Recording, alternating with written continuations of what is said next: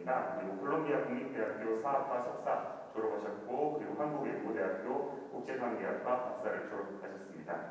현재는 부산일보대학교 중남미 지역원 교수님으로 재직하고 계십니다. 그리고 저서로는 한국전쟁, 그리고 콜롬비아, 라틴 아메리카 흑인 만들기 저서가 있고, 공저로는 라틴 아메리카에서 내가 보고 들은 것들, 그리고 라틴 아메리카 세계화를 다시 묻다, 인종과 불편 등등 다수의 책을 저술했습니다. 그리고 기타는 아마 여러분들 한 번쯤은 보셨을 겁니다. EBS 세계 테마 기행 출연, EBS 세계 테마 기행이라는 출연도 하셨습니다. 그리고 잊혀진 용사들 KBS 특집 다큐멘터리 자문 및 출연, 그리고 다수의 방송에 출연을 하셨습니다. 되게 모시기 힘든 분이십니다. 모시기 힘든 분인데 다행히 또 시간을 주셔가지고 우리 학교에 계신 학우님들을 위해서 오늘 또 유익한 시간을 아마 만나주실 거라고 생각을 합니다. 그러면 박수로 우리 장경 교수님 맞이하도록 하겠습니다. 아유, 뭐 대단치도 않은 사람을 거창하게 소개시켜 주시니까 몸둘 바를 모르겠네요. 네, 어찌됐든 저는 라틴 아메리카와 인연을 맺은 지가 한 30년이 넘었고요. 제가 오고 가고 한 것만 해도 한 1년에 한 번씩 갔으니까 25번을 갔어요. 그래서 라틴 아메리카는 어쩌면 저한테는 제2의 고향. 라틴 아메리카라는 지역에 대해서 오늘 저는 제가 가지고 있는 애정이 좀 전달됐으면 좋겠고, 그다음에 여러분이 알고 있는 라틴 아메리카에 대한 잘못된 그런 인식 혹은 지식 혹은 상식 이런 것들을 바로 이렇게 수정하는 그런 계기가 되었으면 하는 바람으로 강의를 시작해 볼까 합니다. 강의 주제가 라틴 아메리카의 다가서기인데 아직까지도 라틴 아메리카 그러면 상당히 심리적으로 거리가 멀죠. 여러분 라틴 아메리카라고 하면 어디를 얘기하나요? 우리가 흔히 라틴 아메리카 그 다음에 중남미는 같은 대륙을 이야기를 하는데요. 생각나는 나라가 있으신가요? 한번 말씀해 보실까요? 중남미 그러면 어디가 떠오르세요? 멕시코, 그 다음에 아르헨티나, 칠레, 브라질, 베네수엘라. 그렇죠. 이런 나라들이 우리가 뭐 미인대를 통해서 축구를 통해서 다양한 그런 정보를 통해서 우리가 알고 있는 라틴 아메리카죠. 근데 라틴 아메리카, 수리남 요새 그 넷플릭스 드라마로 인기를 끌고 있는데 대부분 수리남 그러면 그거 아프리카 아니야? 이렇게 얘기하시는 분도 있고, 얼마 전에 아마존에 대해서 이렇게 특강을 하는데 그거 아프리카에 있는 강 아닌가요? 전부 이렇게 라틴 아메리카 지역에 대해서 아직도 굉장히 멀게 느껴지고 있구나라는 생각을 하게 됩니다. 자, 그럼 한번 살펴볼게요.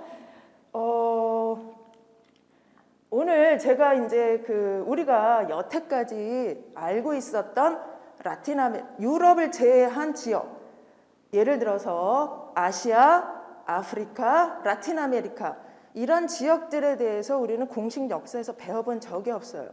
우리가 세계사라고 배웠던 역사는 유럽사, 뭐 영국, 프랑스, 네덜란드, 뭐 세계 강국이라고 하는 나라의 역사를 우리는 세계사 범주 안에서 배웠지만, 우리가 한 두 줄의 라틴 아메리카는 마야, 잉카 뭐 요 정도의 문명이 있었다라는 정도 말고는 우리가 제대로 된 아프리카 역사를 배워본 적도 없고, 그 다음에 라틴 아메리카 같은 아시아의 동아시아 역사를 우리는 제대로 배워본 적이 없죠.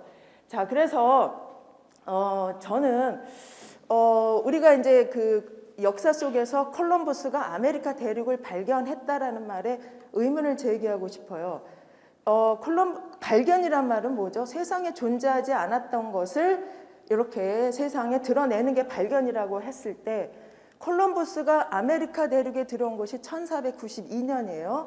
그런데 그 이전에는 10,000년 전부터 그 땅에 원주민들이 마야나 아스텍, 잉카라고 하는 세계 10대 문명사에 위대한 업적을 남긴 커다란 세계 문명, 그 외에 카리브 쪽과 또 안데스 산맥 여기저기에 다양한 소수의 그룹의 문화가 형성이 돼 있었어요. 그래서 콜럼버스의 아메리카 발견이라는 말은 굉장히 그 이전에 아메리카 대륙에 콜럼버스가 들어오기 이전에 그 세상을 부인하는 그러한 모순을 우리는 이제 생각해 볼 수가 있죠. 나이가 이만큼 들어보니까 내가 배워왔던 혹은 내가 알고 있던 지식이 전부가 아닐 수 있다라는 생각을 하게 됐어요. 그래서 한쪽만 봤다면, 우리가 그동안 세계사 속에서, 그것도 세계사는 누가 쓴 세계사죠? 정복자들에 의해서, 유럽인들에 의해서, 백인에 의해서, 여성이 아닌 남성에 의해서 자 이렇게 쓰여진 역사를 우리가 그 세계사라고 보아왔다면 그 이면에 우리가 보지 못했던, 생각해보지 못했던 다른 역사를 한번 이렇게 끄집어내서 균형을 한번 맞춰보자라는 게 오늘 라틴 아메리카 다가서기 강의의 저의 개인적인 목적이라고 볼 수가 있어요. 여러분도 다 경험을 하셨죠? 내가 이건 빨간색이라고 확고하게 생각을 했는데 뒤를 돌아보니까 그 이면에는 검은색이 있고 이건 하얀색이라고 생각했는데 뒤를 보니까 파란색이 있고 자 그래서 우리가 한쪽만 보지 말고 우리가 이렇게 묻어두었던 혹은 관심을 소홀히 했던 그 지역이라든가 대상을 한번 끌어올려 보자. 이것이 저는 제가 생각하는 공전이라고 생각해요. 왜냐하면 라틴 아메리카는 33개국이라고 하는 우리가 한 번도 들어보지 못한 국가들까지도 포함을 한다면 33개국이 공전을 하고 있고요. 그 다음에 인종적으로도 원래 그 땅에는 우리와 비슷한 몽골리안들, 캄차카 반도, 여기 블라디보스톡에서 가까운 캄차카 반도에서 유목 생활을 하던 우리와 같은 몽골리안들이 어떻게 했어요? 아시아하고 아메리카를 연결하는 빙하기 때 연결이 되죠. 그래서 이렇게 내려간 거죠. 그래서 라틴 아메리카의 원주민, 즉 마야, 아스텍, 잉카, 우리가 한 번쯤 들어봤던 이러한 고대 문명의 원주민들은 우리와 같은 몽골리안이다라고 하는 게 정설이죠. 그래서 여러분이 라틴 아메리카를 가보시면 저 아저씨는 우리 집 쌀집 가게 아저씨 같아. 많이 너무 유사한. 그리고 제가 처음에 유학을 가서 한 3개월 여행을 해서 얼굴이 까매졌는데 그 원주민 마을에 갔더니 그 원주민들이 저한테 원주민 언어로 얘기를 해서 야 나 니네 동네 사람 아니야 얘기를 했더니 그럼 네가 어디서 왔냐 그래서 한국에서 왔다니까 그게 뭐냐고 물어보더라고요. 그래서 나라야 나라. 자, 이 원주민 속에 한국인이라는 이미지는 거의 없죠. 우리도 그거와 마찬가지로 라틴 아메리카인이라고 하는 우리의 이미지 속에는 그 TV나 매스컴을 통해서 재밌거리나 우스꽝스러운 혹은 현대 문명과 이질된 원주민들의 모습을 보면서 그게 전부 라틴 아메리카이냐 우리도 생각하는 것을 생각하고 있잖아요. 그런 걸 봤을 때 굉장히 유사하다는 생각이 들었어요. 어찌됐든 라틴 아메리카를 설명할 때는 공존이라는 단어를 빼놓을 수가 없어요. 자, 그럼 한번 살펴볼게요. 자, 라틴 아메리카는 어딘지 한번 살펴볼게요. 미국 밑에 캐나다와 미국을 제외한 미주 대륙 전체가 라틴 아메리카예요. 쉽게 얘기하면. 자, 이 어디까지가 중앙 아메리카냐고 하면 저기 파나마라고 하는데 보이시죠? 자, 80년대 학번들은 홍수환 선수가 까란스키라고 하는 권투 선수를 7번 쓰러뜨려서 챔피언을 거기가 그 파나마에서 경기가 있었죠. 자, 그래서 거기까지가 파나마까지가 즉 멕시코, 과테말라, 엘살바도르, 코스타리카, 파나마 여기까지가 중미라고 우리는 얘기를 하고요. 중앙 아메리카. 그 다음에 그 옆으로 보면은 쿠바가 있고 아이티가 있고 레퍼블리카 도미니카나, 푸에르토리코 이런 나라들은 카리브 지역에 있지만 통상적으로 중남미라고 우리가 부르고 있어요. 그래서 중앙 아메리카는 파나마까지. 그 다음에 남미를 보면 어디부터 시작이 되냐면 콜롬비아부터 남미가 시작되죠. 자, 콜롬비아부터 남미가 시작되면서 쭉 에콰도르, 페루, 칠레까지 쭉 연결된 게 안데스 산맥이에요. 7,400km에 남미 전체를 관통하는 게 안데스 산맥이고 강은 브라질을 중심으로 해서 아마존이 남미 전체를 관통하고 있죠. 그래서 우리는 라틴 아메리카라고 할 때 라틴 아메리카와 중남미는 동의어예요. 라틴 아메리카는 라틴과 아메리카가 만나서 만들어진 이름, 즉 라틴이라고 할 때 유럽에서 스페인, 포르투갈, 이태리, 프랑스, 루마니아 요 5나라를 우리는 라틴족이라고 하는데 1492년 콜럼부스가 누구의 지원을, 이태리 사람이죠. 누구의 지원을 받죠? 스페인 왕의 지원을 받아서 아메리카 대륙의 발견이라는 명목 하에 아메리카 대륙에 들어왔죠. 이를 시작으로 해서 이 지역에 우리와 유사한 원주민들이 살고 있었던 이 대륙에 백인이 들어왔고, 그래서 백인과 원주민이 서로 만났고 충돌을 했고, 그 다음에 오늘날 공존을 이뤄낸 대륙이다라고 하는 이러한 문화적 차원에서 라틴 아메리카라고 하는 명칭이 나온 거죠. 그래서 여러분, 중남미는 지리적인 관점에서 나온 명칭이에요. 자, 그래서 중남미는 라틴 아메리카다. 같은 대륙을 일컫는 말입니다. 자, 그래서 여기 보면 이 지도가 오늘 강의의 3분의 1 정도에서 가장 중요한데, 자, 여기 멕시코부터 아르헨티나까지 전부 스페인어를 사용하고 있죠. 조금 아까 한 올라, 부에노스 디아스, 자, 이런 말을 쓰고 있는 나라가 멕시코부터 아르헨티나예요. 물론 브라질은 포르투갈의 식민지였기 때문에 포르투갈어를 사용하고 있죠. 브라질은 한 나라지만 남미 전체에서 남미 땅의 반을 차지하고 있는 아주 대국이죠. 경제 규모는 세계 8대 대국이고 우리가 10위죠. 10위. 자, 중남미 그러면 여러분 머릿속에 생각하고 있는 것은 뭐냐면, 이미지는 뭐냐면, 세계 테마기행에 나왔던 오지의 원주민들을 떠올리고, 야, 걔네들 못 살지 않아? 걔네들 목 짧고 얼굴 크지 않아? 뭐 이런 식으로 생각하고 계시더라고요. 다양해요. 백인도 살고 원주민도 살고, 그 다음에 15세기 이후에 이 지역에 또 아프리카 흑인들이 노예로 유입이 되죠. 자, 그 얘기는 조금 이따 얘기하기로 하고, 일단 멕시코부터 파나마까지 중앙 아메리카, 멕시코는 지리상으로는 북미지만 문화인류학적으로는 중남미에 속하는 대륙이죠. 나라죠. 멕시코부터 파나마까지의 특징을 살펴보면 멕시코는 고대 문명이 두 개나 발생한 나라예요. 마야와 아스텍 문명이라고 하는 두 개의 커다란 문명이 발생했기 때문에 라틴 아메리카 전체를 놓고 볼 때도 원주민 인구가 가장 많은 나라 중에 하나죠.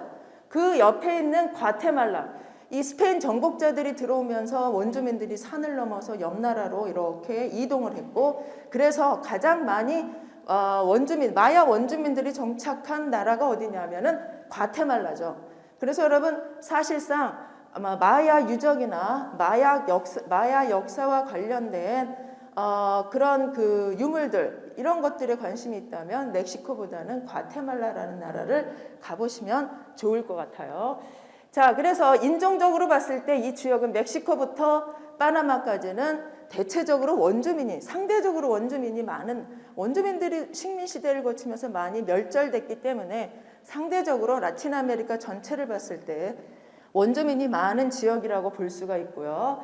자, 여기에서 이제 저쪽에 온두라스, 니카라과, 자, 이런 나라들을 보면 자메이카, 그 다음에 푸에르토리코, 도미니카, 쿠바, 이런 나라들은 중앙 아메리카에 있지만 어디에 속해 있냐면 카리브 쪽에 속해 있기 때문에 이 지역은 인종적으로 흑인이 더 많이 분포되어 있죠.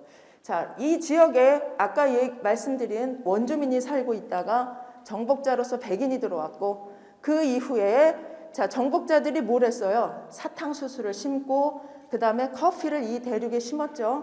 여러분 라틴 아메리카 하면 또 커피 대륙이죠.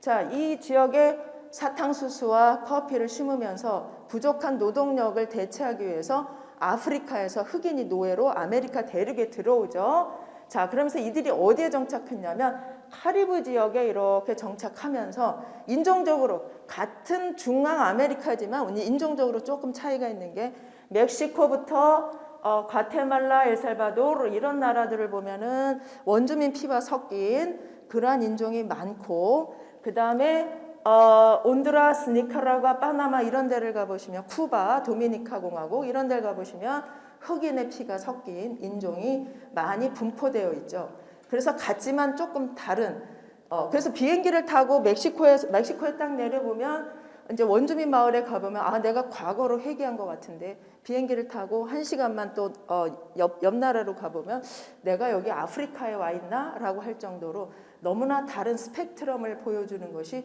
중남미죠, 중남미.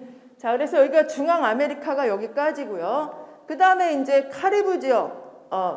자, 이 카리브 지역도 사실상 통상적으로 중앙 아메리카에 속하죠. 자, 쿠바, 코스타리카, 도미니카 공화국 요 세 나라는 스페인어를 쓰는 카리브해 국가예요. 카리브해 지역은 거의 다가 가장 많은 식민지를 차지한 나라가 영국이죠. 그렇기 때문에 카리브 지역은 영어를 쓰는 나라가 더 많죠. 그렇지만 불어 쓰는 나라도 있고 네덜란드어를 쓰는 나라도 있고 카리브 지역이야말로 굉장히 다양한 언어적 스펙트럼을 보여주고 있죠. 자, 그런데 우리가 중남미 스페인어를 쓰는 국가만을 한정시켜 봤을 때는 쿠바, 코스타리카, 도미니카 공화국. 여기에 도미니카 공화국 같은 경우는 나라는 작지만 우리나라와 굉장히 예전부터 밀접한 경제적 관계를 갖고 있어서 봉제 공장이라든가 그러니까 노동 집약적인 산업에 한국 기업들이 많이 진출해 있는 데가 어디냐면 도미니카 공화국이라고 하는 나라죠. 자, 그다음에 이제 안데스 지역을 넘어본다면 자, 여기부터 이제 남미인데 콜롬비아, 페루, 베네수엘라, 에콰도르, 볼리비아. 자, 우리가 중남미라고 할 때는 거의 중앙아메리카보다는 중앙아메리카에서는 멕시코를 제외하고 거의 다 여러분들한테 중남미 하면 어디가 떠오르시나요? 하면 남미의 국가들의 이름을 많이 여러분들이 이렇게 기억하고 계세요. 왜냐하면 중앙아메리카에 멕시코를 제외한 나라들은 전부 조그만 나라들이고요. 그 나라들은 굉장히 열악한 환경을 유지하고 있죠. 1차 단일 상품, 사탕수수라든가 커피라든가 바나나. 자, 그래서 멕시코를 제외한 나머지 국가들은 바나나와 사탕수수, 커피가 주요 상품으로 한 국가의 경제를 좌지우지하는 그런 주요 상품이고 여기 그 안데스 산맥 지역을 보면 여기에 이제 그 콜롬비아, 페루, 베네수엘라, 에콰도르, 볼리비아인데 이 안데스 산맥 지역은 세계 자원의 보고로서 석유, 석탄, 철광, 그 천연가스 세계 1위라고 하는 모든 자원들이 다 여기 안데스 산맥 지역에 매장되어 있죠. 상당히 중요한 지역인데 그러다 보니까 이 지역은 정치적인 혼란도 많고 그 다음에 외세 침입, 특히 미국의 그러한 내정 간섭이 심한 그러한 국가가 요 안데스 산맥 지역 국가라고 볼 수가 있어요. 자, 그 다음에 여기는 페루가 또 문명의 발생지죠. 잉카 문명. 자, 그래서 페루 옆에 나라를 보면 어디죠? 볼리비아죠. 페루와 볼리비아는 잉카 유적이 가장 많이 남아있는 곳이고 상대적으로 콜롬비아와 베네수엘라, 칠레 이런 나라들은 20세기 들어서 자원을 중심으로 한 그 유럽의 투자자들이 많이 거대 자본들이 들어오면서 백인들이 상대적으로 뭐 백인이 많다는 것이 아니라 상대적으로 그 볼리비아나 페루에 비해서 백인 인종이 많이 분포되어 있는 지역이 이 지역이죠. 자, 여기서 이제 콜롬비아, 페루, 칠레는 OECD 국가로서 우리와 태평양 지역에 이렇게 있어서 경제 관계도 상당히 동독한 나라 중에 하나죠. 자, 이 부분이 좀 지루하실 수가 있어요. 왜냐하면 이 지리를 놓고서 중남미가 어딘가를 설명을 해야 되기 때문에 조금만 참으시면 제가 25년 동안 다녔던 여행의 경험을 여러분들에게 들려드리도록 할 테니 요거 조금만 참아주시기 바랍니다. 근데 보니까 이렇게 조금 지루해 하시는 것 같아서 은근히 조금 걱정도 되고 뭐 재밌으시죠? 네. 자, 그래서 여기 남미 남부를 보면 아르헨티나, 파라과이, 우루과이, 브라질. 여기 남미 남부는 아르헨티나하고 브라질이 전부예요. 여기는. 왜냐하면 땅덩어리도 두 나라가 가장 크고 경제적으로도 패권을 유지하고 있고 축구로도 마찬가지고 만약에 월드컵에서 두 나라가 결승전에 이렇게 같이 맞붙는다면 아마 전쟁이 일어날 정도로 상당히 우리와 일본과의 그러한 관계를 넘어서는 상당히 라이벌적인 그런 관계를 유지하는 나라가 아르헨티나하고 브라질이죠. 아르헨티나는 다른 중남미 국가에서 가장 백인이 많은 90%가 백인으로 구성되어 있는 다른 나라는 원주민 피도 있고 흑인 피도 있고 다 이렇게 인종이 다양한데 아르헨티나만이 90%가 백인이에요. 아르헨티나는 독립하고 나서 야 우리가 미국과 같이 북미와 같이 독립을 했는데 우리가 못 사는 이유가 뭐지? 라고 정치가들이 진단을 하는데 그 원인을 어디에서 찾냐면 야, 우리는 원주민 문명이 있어서 그래. 우리는 흑인들이 있어서 그래. 라고 인종적인 그런 문제에서 자신들의 저발전의 원인을 진단하죠.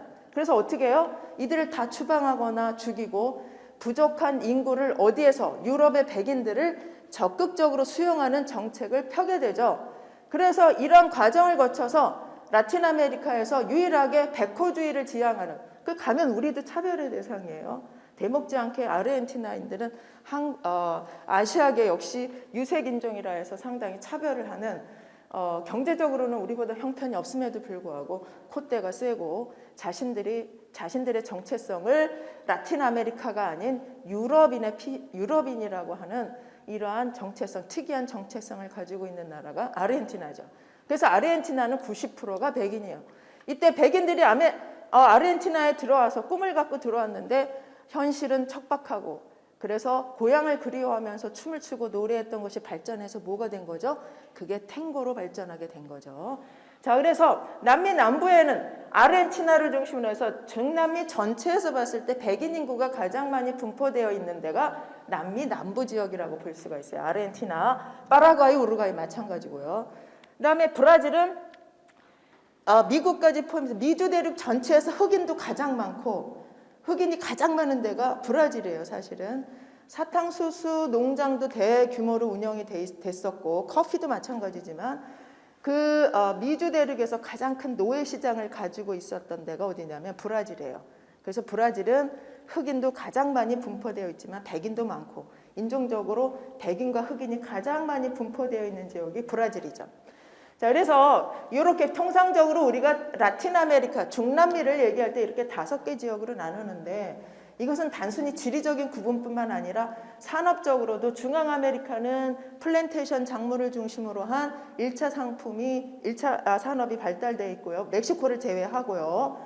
그 다음에 카리브 지역도 역시 설탕과 그 다음에 바나나, 그 다음에 여기는 관광 수입으로 그 다음에 하나 더 얘기하면 스포츠 스타들, 메이저리그에서 활동하는 야구 선수들이라든가 농구 선수들, 이들이 국가에 송금하는 돈이 국가 경제를 지탱해주는, 즉 플랜테이션 작물, 그 다음에 관광, 그 다음에 스포츠 선수들의 송금, 이것을 갖고 국가가 운영되는 지역이 카리브 지역이고요.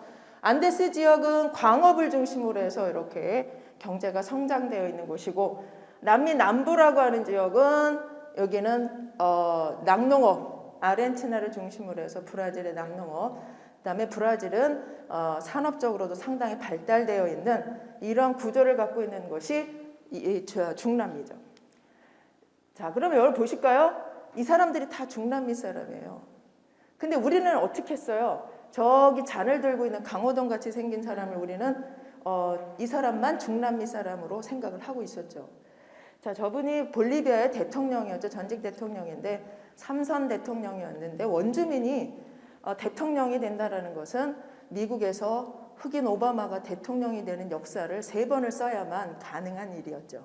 자, 그런데 3선을 하면서 이제 나중에는 부패 스캔들에 연루돼서 자리에서 물러났지만 원주민 대통령, 최초의 원주민 대통령이죠. 뭐 우리하고 조금 비슷하죠. 시골 사람, 시골에서 이렇게 좀 그을린 그런 얼굴이죠. 자, 그다음에 여기 밑에 보시면 그 대통령 밑에 이 얼굴이 라틴 아메리카의 가장 대표적인 얼굴, 원주민과 백인이 혼혈돼서 만난 메스티소라고 하는 이 인종이 라틴 아메리카 전체 인종의 70%를 차지하고 있어요. 원주민과 백인이 혼혈된 이러한 인종. 멕시코를 가셔도 그렇고 다른 중남미를 가셔도 이러한 인종을 많이 볼 수가 있어요. 그 다음에 아르헨티나나 파라과이, 우루과이 그쪽을 가보시면 이렇게 백인들, 자, 저런 인종이 또 분포해서 살고 있고, 그 다음에 쿠바나 도미니카 공화국, 카리브 지역을 가보시면 요 밑에와 위에 있는 두 여성, 이 모습이, 위에는 백인과 그 다음에 흑인이 혼혈된 물라또라고 하는 인종인데 인종적으로 가장 매력적인 인종에 속하는 그런 인종으로 꼽고 있죠. 물라또. 자, 그래서 카리브 지역은 이런 인종으로 이렇게 구성되어 있어요. 그래서 중남미 전체를 봤을 때는 이 사람들이 다 라틴 아메리카인이에요. 어느 나라를 가보면 내가 유럽에 와 있나? 어디를 가보면 아프리카 아닐까? 어디를 가면 내가 여기 원주민의 그 나라에 와 있네? 그 헷갈릴 정도로 너무나 다양한 비행기 한두 시간 차이로 이렇게 서로 다른 인종들이 살고 있지만 이들 전체가 라틴 아메리카인이에요. 자, 아까 말씀드린 이제 처음에 공존이라 그렇게 많은 사람들이 서로 우리라고 하는 정체성을 형성하면서 살아가고 있는 대륙에서 가장 키워드는 공존이겠죠. 이게 현실적으로 우리 눈앞에 여기는 이제 멕시코에 있는 마야 유적지인데요. 자, 이게 1946년 멕시코에는 무수히 많은 유적지가 있는데 밀림으로 덮여 있어요. 마야 유적은 밀림에서 형성된 유적이기 때문에 문명이기 때문에 근대에 와서 현대에 와서 발굴되는 유적지가 많이 있죠. 밀림에 가려서 정복자들이 파괴하지 못한 그 마야 유적지들이 상당히 많아요. 오늘날 볼 수 있는 좀 폐허가 되기도 하고 만년의 역사를 그대로 오랜 그 시간들이 겹겹이 쌓여서 만들어진 모습을 우리에게 선사하고 있는 데가 마야의 이 멕시코의 그 피라미드 도시 전체가 이렇게 되어 있는 데가 있어요. 자, 이 메리다라고 하는 유카탄 반도에 마야 유적지가 있는 데를 가보시면 이런 모습을 볼 수가 있어요. 그 유카탄 반도 마야 문명이 형성된 이 지역은 또 우리하고도 관련이 있는 게 구한말에 우리의 선조들이 사탕수수 그 다음에 또 뭐죠? 이거 선인장 농장에 자발적으로 갔다라고는 하지만 이들을 애니깽이라고 하죠. 자, 애니깽이라고 하는 우리 선조들이 가서 구한말 여기서 돈을 벌어서 독립자금도 됐고 일부가 쿠바로 이주하기도 하고 그래서 이 지역에 가보면 얼마 전에 주지사가 에르난도 페르난데스 홍이라고 하는 그 뒤에 우리나라 한국인의 성을 유지하고 있는 이러한 그 한인 3세 4세들이 살고 있는 지역이기도 한데 그 지역이 이 마야 문명의 발생지예요. 또 이런 도시도 그대로 남아 있어요. 멕시코 시티에서 한 50분 정도 버스를 타고 가면 이 도시 달의 피라미드, 태양의 피라미드 세계 문명에서 이 그 피라미드를 남긴 문명이 이집트 문명과 중앙 아메리카 문명이죠. 자, 이집트 문명의 피라미드는 무덤으로서 이렇게 활용이 됐다고 한다면 중앙 아메리카의 무덤은 인과 신이 만나는 이러한 그 신전으로서의 역할을 담당하죠. 이게 현재의 모습이에요. 파괴가 됐지만. 자, 유럽풍의 도시 전체는 거의 다 유럽풍으로 되어 있는데 도시에서 있다가 버스를 타고 거기서 약간 50분만 벗어나면 이러한 도시의 모습이 그대로 보존되어 있어요. 과거와 현재가 그대로 보존되어 있는 곳이 어디냐면 중남미죠.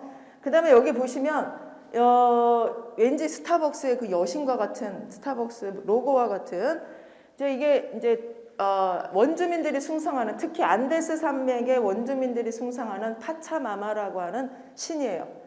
자, 파차마마라고 하는 신인데 이 스페인 정복 과정에서 정복자들이 카톨릭을 원주민들에게 강요하죠. 자, 그래서 이 성모 마리아 상에 자신들의 신인, 대지의 여신인 파차마마의 그러한 모습을 이렇게 투영해 놓고 있어서 여러분 이 중남미 국가는 전부 카톨릭 국가예요. 스페인 정복을 받았기 때문에. 그러나 성당 안에 들어가 보시면 우리가 알고 있는 성당과 너무나 다른 우리 절에 간 것 같이 금으로 번쩍번쩍 장식이 돼 있거나 혹은 그 성상 자체가 이렇게 원주민과 함께 이렇게 그 혼혈되어 있는 그러한 모습을 볼 수가 있어요. 이것이 또 이 중남미의 오늘의 모습이에요. 자, 그러면 여기를 보시면 이게 이제 그 일반 도시, 대도시의 그러한 전경이에요. 보시면은 유럽과 같이 사각형으로 도로가 되어 있고요. 그 다음에 도로도 일부는 아직까지도 그 돌로 이렇게 되어 있고, 그 다음에 도시 전경은 발코니 있고, 이게 제가 지나가다가 저기 우리 한국 차가 조그만 차가 있어서 제가 저거 한국 현대차인데 지나가다가 그냥 핸드폰으로 찍은 사진인데 중남미 대부분의 그 도시는 이러한 그 도시 주택이나 도시는 이러한 모습으로 형성되어 있어요. 자, 그럼 실질적인 모습을 보시면 자, 이 그 멕시코와 페루 자, 아까도 설명드린 바와 같이 세계 그 중남미에서 문명이 발생한 그 멕시코 아스텍 문명, 그다음 페루는 잉카 문명이 발생했죠. 그럼 스페인 정복자들이 와서 들어와 보니까 이 지역, 이 두 나라는 벌써 문명이 형성되어 있어서 자신들과 너무나 다른 라이프 스타일을 유지하고 있었고요. 그런데다가 거기에 여기 지금 성당이 거대한 성당이 들어서 있는 이 곳에 아스텍 신전이 있었죠. 그 신전을 부수고 이렇게 그 정복자들이 유럽의 도시 계획에 따라서 유럽풍의 도시를 건설하게 되면서 오늘날 라틴 아메리카 도시의 아주 전형적인 모습이에요. 일단 라틴 아메리카 도시를 가보면 유럽하고 같아요. 광장이 있어요. 광장이 있고 그 중앙에 성당이 있고 그 중심으로 다양한 국가 권력을 행사하는 대법원이라든가 다양한 권력 집단의 그러한 건물들이 구성되어 있죠. 이것이 식민시대 때 스페인 정복자들이 라틴 아메리카에 들어와서 원주민적인 것을 다 부수고 그다음에 유럽적인 도시를 이렇게 건설했는데 오늘날까지도 그 형태를 그대로 유지하고 있어서 라틴 아메리카는 멕시코부터 아르헨티나까지 똑같은 도시 형태를 유지하고 있어요. 광장과 성당과 그다음에 그 주변으로 권력기관들이 이렇게 이렇게 모여 있는 그런 형태를 가지고 있는데요. 자, 여기 멕시코 소칼로 광장은 세계에서 5번째 안에 드는 커다란 대광장이고, 그 다음에 페루의 아르마스 광장은 여기는 그 가장 아름다운 광장 안에 드는 그런 광장이에요. 자, 근데 이 지역을 돌아다니는 사람들은 중남미인이죠. 이렇게 보면은 유럽 같은데 여기에 살고 있는 사람들은 원주민 피가 섞인 메스티소들이 이 지역에 살고 있죠. 스페인 정복자들이 들어와서 자신들의 그러한 그 유럽인의 우월성, 그 다음에 정복자들의 문명의 우월성을 보여줄 수 있는 방법은 더 큰 건물, 더 큰 성당, 더 큰 광장을 지어야 하는 것이었어요. 그런데 이 고대 문명이 발생했던 멕시코와 페루, 이 지역은 유럽보다 더 큰 성당이 있어요. 유럽보다 더 큰 광장이 있어요. 왜 그랬어야 했냐면 파괴할 것이 많았던 지역일수록 어떻게 했어요? 정복자들은 자신들의 우월성을 보여주기 위해서 화려하게 건물을 장식하고 그 다음에 웅장한 건물을 짓게 되는 거죠. 자, 그래서 여러분 중남미를 카톨릭 신자라고 하신다면 유럽만 그 성지순례를 가는 것이 아니라 중남미도 유럽에 못지않은 그 커다란 대성당들이 있다라는 것을 염두에 두시고 한번 가셔보는 것도 괜찮을 것 같아요. 자, 그 다음에 넘겨볼까요? 여기는 이제 그 페루인데요. 잉카 문명의 수도 쿠스코라고 하는 도시예요. 도시인데 여기 이게 그 수도원이에요. 근데 여기 옛날에 꼬리깐찬이라고 하는 신전이었어요. 그 옛날에 잉카인들이 숭상하던 신전을 부수고 거기에다 뭘 지었냐면 스페인 정복자들이 거대한 수도원을 지었죠. 그 현재의 외관이에요. 꼬리깐찬 신전을 간다 그래서 갔더니 신전인 줄 알았더니 수도원이었어요. 그러니까 옛날에 과거에 외형적으로는 과거의 흔적은 다 사라졌죠. 자, 들어가 보니까 어땠냐면 이게 잉카인들의 잉카 문명의 미스테리는 그 벽돌에서 벽돌 건축 양식에서 세계적인 미스테리라고 이렇게 얘기를 하는데 안으로 들어가 보니까 피라미드 이렇게 부서졌던 피라미드 형태가 그대로 남아 있어요. 겉은 굉장히 유럽적인데 안으로 들어가 보니까 어떻게 해요? 잉카 문명의 흔적이 보존되어 있는 이러한 그 두 개의 라틴이라고 하는 백인적인 유럽 문명과 그 다음에 아메리카 원주민적인 것이 함께 이렇게 공존하고 있는 모습을 이런 건축을 통해서 볼 수가 있어요. 자, 여기 보시면 이 멕시코 시티 아까 소칼로 광장 뒤편이에요. 그 광장은 그 유럽과 같은 그 그러한 그 성당도 있고 그다음에 바로크적인 화려한 유럽 건축 양식들이 있는데 그 뒤편으로 가면 여기가 아스텍 신전이 있었던 곳인데 이것이 어떻게 됐냐면 도시를 개발하는 와중에 이것이 이렇게 발견이 됐어요. 원래 멕시코 시티는 호수였어요. 스페인 정복자들이 그 호수에 이렇게 그 건설되어 있는 원주민 신전이라든가 원주민 가옥들을 다 부수고 그 위에다가 오늘날의 아까 보여드린 그 유럽풍의 도시를 건설한 거죠. 그래서 도시를 이제 계획하는 와중에 발견된 지 한 50년밖에 안 돼요. 파는 와중에 폐허로 된 아스텍 신전이 이렇게 그 발굴이 되죠.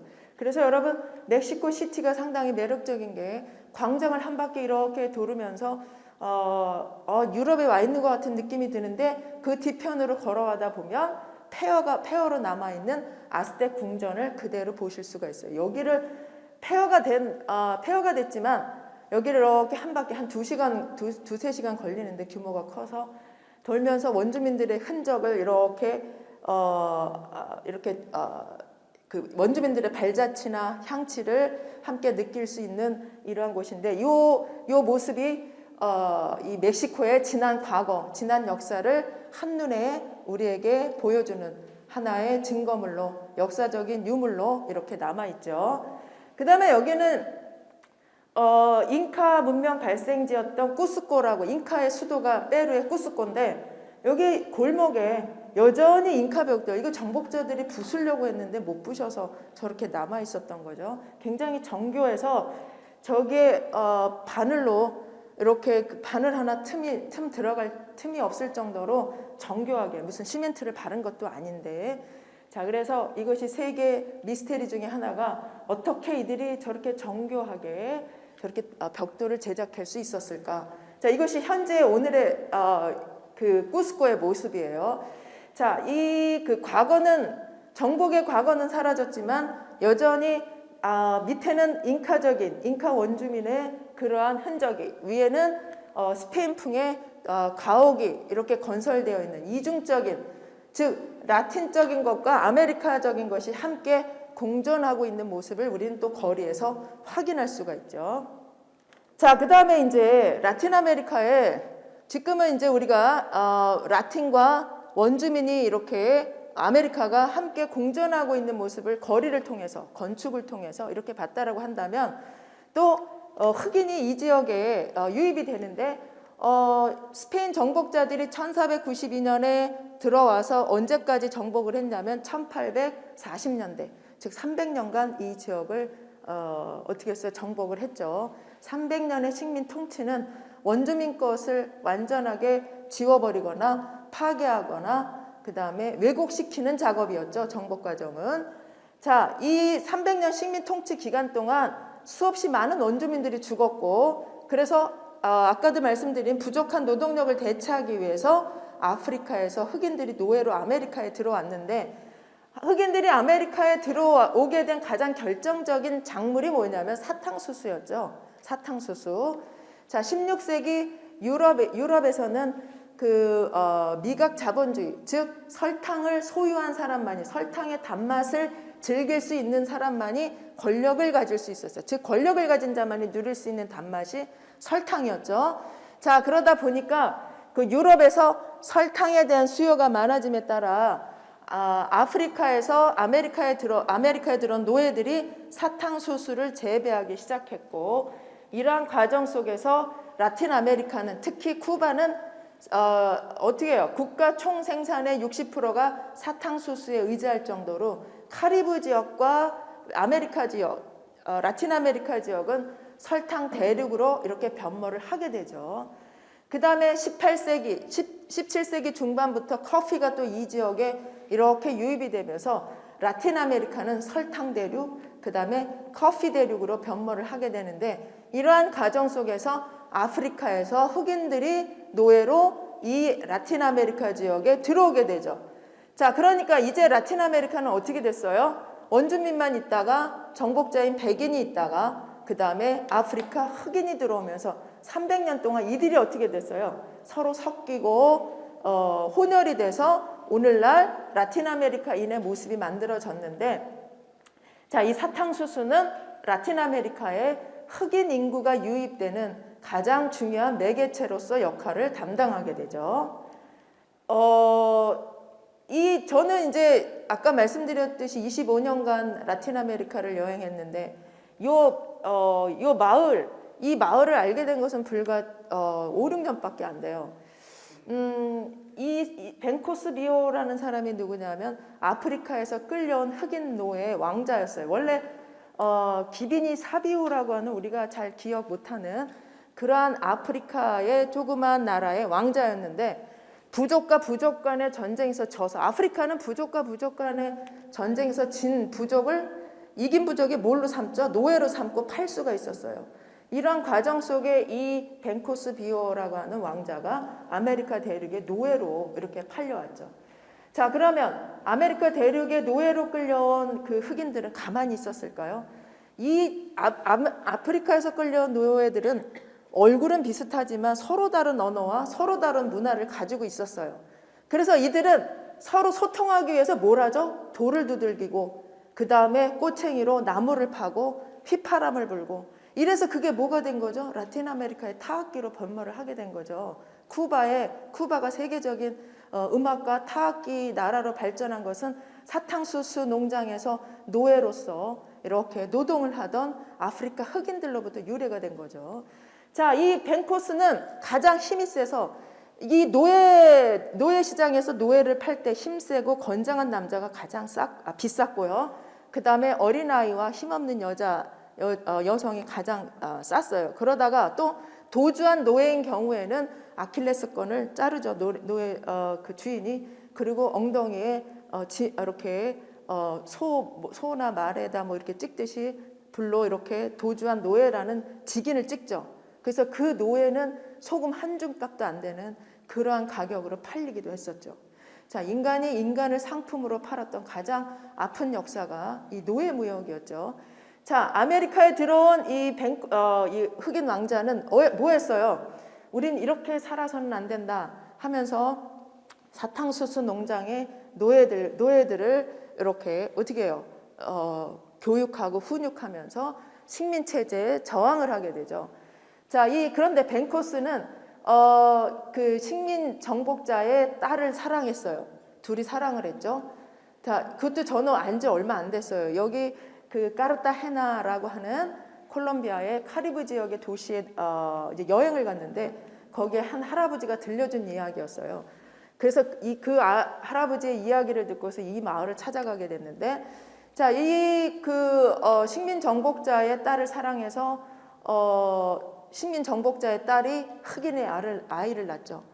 그래서 어떻게 했어요? 식민 정복자 벨라스케스라는 사람이 자기의 딸을 배를 찔러서 죽이고 손자도 죽이죠. 그리고 그 딸을 광장에 사지를 묶어서 이렇게 걸어놓죠. 뭐죠? 벤코스를 유인하기 위한 그러한 작전이었죠.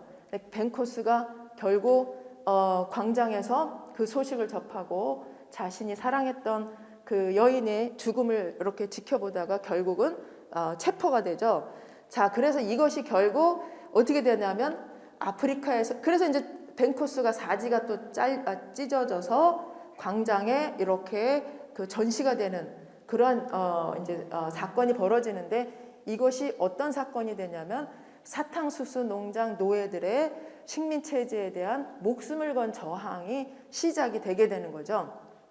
그래서 이들이 막 도주해서 만든 마을이 있더라고요. 그게 1970년대 유네스코 인류문화유산으로 1970년대 세상에 알려진 거예요.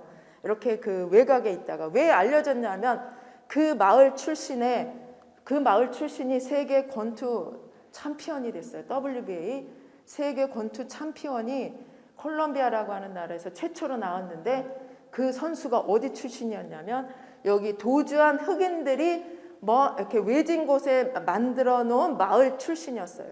이 마을은 너무나 외부하고 소통이 되지 않는 산속에 있었기 때문에 콜롬비아 살고 있는 사람들조차도 그 마을이 있는 건지도 몰랐어요. 이들은 스페인어를 쓰지 않고 반투어, 아프리카어를 사용하고 있고요. 생활 관습도 여전히 자신들이 자신들의 그 뿌리인 아프리카의 그러한 문화를 그대로 유지하고 있어요. 유럽풍의 도시에 있다가 갑자기 버스를 타고 마을로 들어가니 아프리카 오지에 온 것 같은 그런 아주 특이한 경험을 한 곳인데, 그 마을에 그 자유를 외쳤던, 그러니까 흑인들이 200년 동안 300만 이상이 노예로 아메리카에 들어와서 얼마나 많은 노예로서의 삶은 굉장히 고단하고 아팠겠죠. 이 노예들의 이러한 수많은 노예들의 저항, 자, 이런 것들은 사실 그 역사 속에서 하나의 그냥 반란 정도로 이렇게 치부해냈지만 이들에게는 생존을 건 생존 투쟁이었죠. 자유를 위한 투쟁이었죠. 그래서 그 마을에 흑인들이 아메리카에 정착한 흑인 노예들이 도주해서 만든 마을, 인류문화유산으로 등재되어 있는 빨랭케라고 하는 마을이에요. 거기에 그 여인들을 보면 조금 아까 우리가 라틴 아메리카인의 얼굴과는 조금 다른 아프리카적인 그러한 모습을 하고 있죠. 자, 이들도 현재 라틴 아메리카에 살고 있는 라틴 아메리카인인 거죠. 자, 그 카리브 지역에 사탕수수를 매개로 해서 아메리카에 흑인들이 들어왔는데, 쿠바라든가 그 다음에 도미니카 공화국이라든가 이런 카리브 지역을 가보면 의식은 뭐 성당에 가서 장례식을 치르긴 하는데 그들의 의식을 보면은 전혀 중남미인들이 행하지 않는 아주 좀 특이한 형태의 장례 의식을 치르고 있죠. 아프리카적이에요. 카리브 지역을 보면은 중남미, 라틴 아메리카, 중남미를 찾아보면 국교가 카톨릭으로 되어 있지만 곳곳에서 지역별로 이렇게 자신들의 인종의 뿌리를 두고 있는 전통적인 문화를 바탕으로 한 카톨릭이, 즉 카톨릭과 전통 종교가 이렇게 혼용된 그러한 모습을 보여주고 있어요. 이건 전혀 카톨릭적이지 않지만 신부님이 와서 이렇게 미사를 집전하고 있는 그러한 장례 의식이고, 그 옆에 보시면 이거 쿠바의 부두교라고 하는 종교죠. 쿠바의. 자, 쿠바나 카리브 지역에 보면은 카톨릭도 있지만 부두교라든가 아프리카에서 유래된 종교가 그대로 유지되고 있어요. 브라질도 마찬가지고요. 부두교인들은 거의 흰색을 입고서 이렇게 의식을 이렇게 행하는데, 자, 이것 또한 라틴 아메리카를 딱 상징하는 거대한 광장과 성당과는 또 다른 모습의 라틴 아메리카의 다른 면을 보여주는 그러한 모습이죠. 이 또한 라틴 아메리카의 문화고 관습이에요.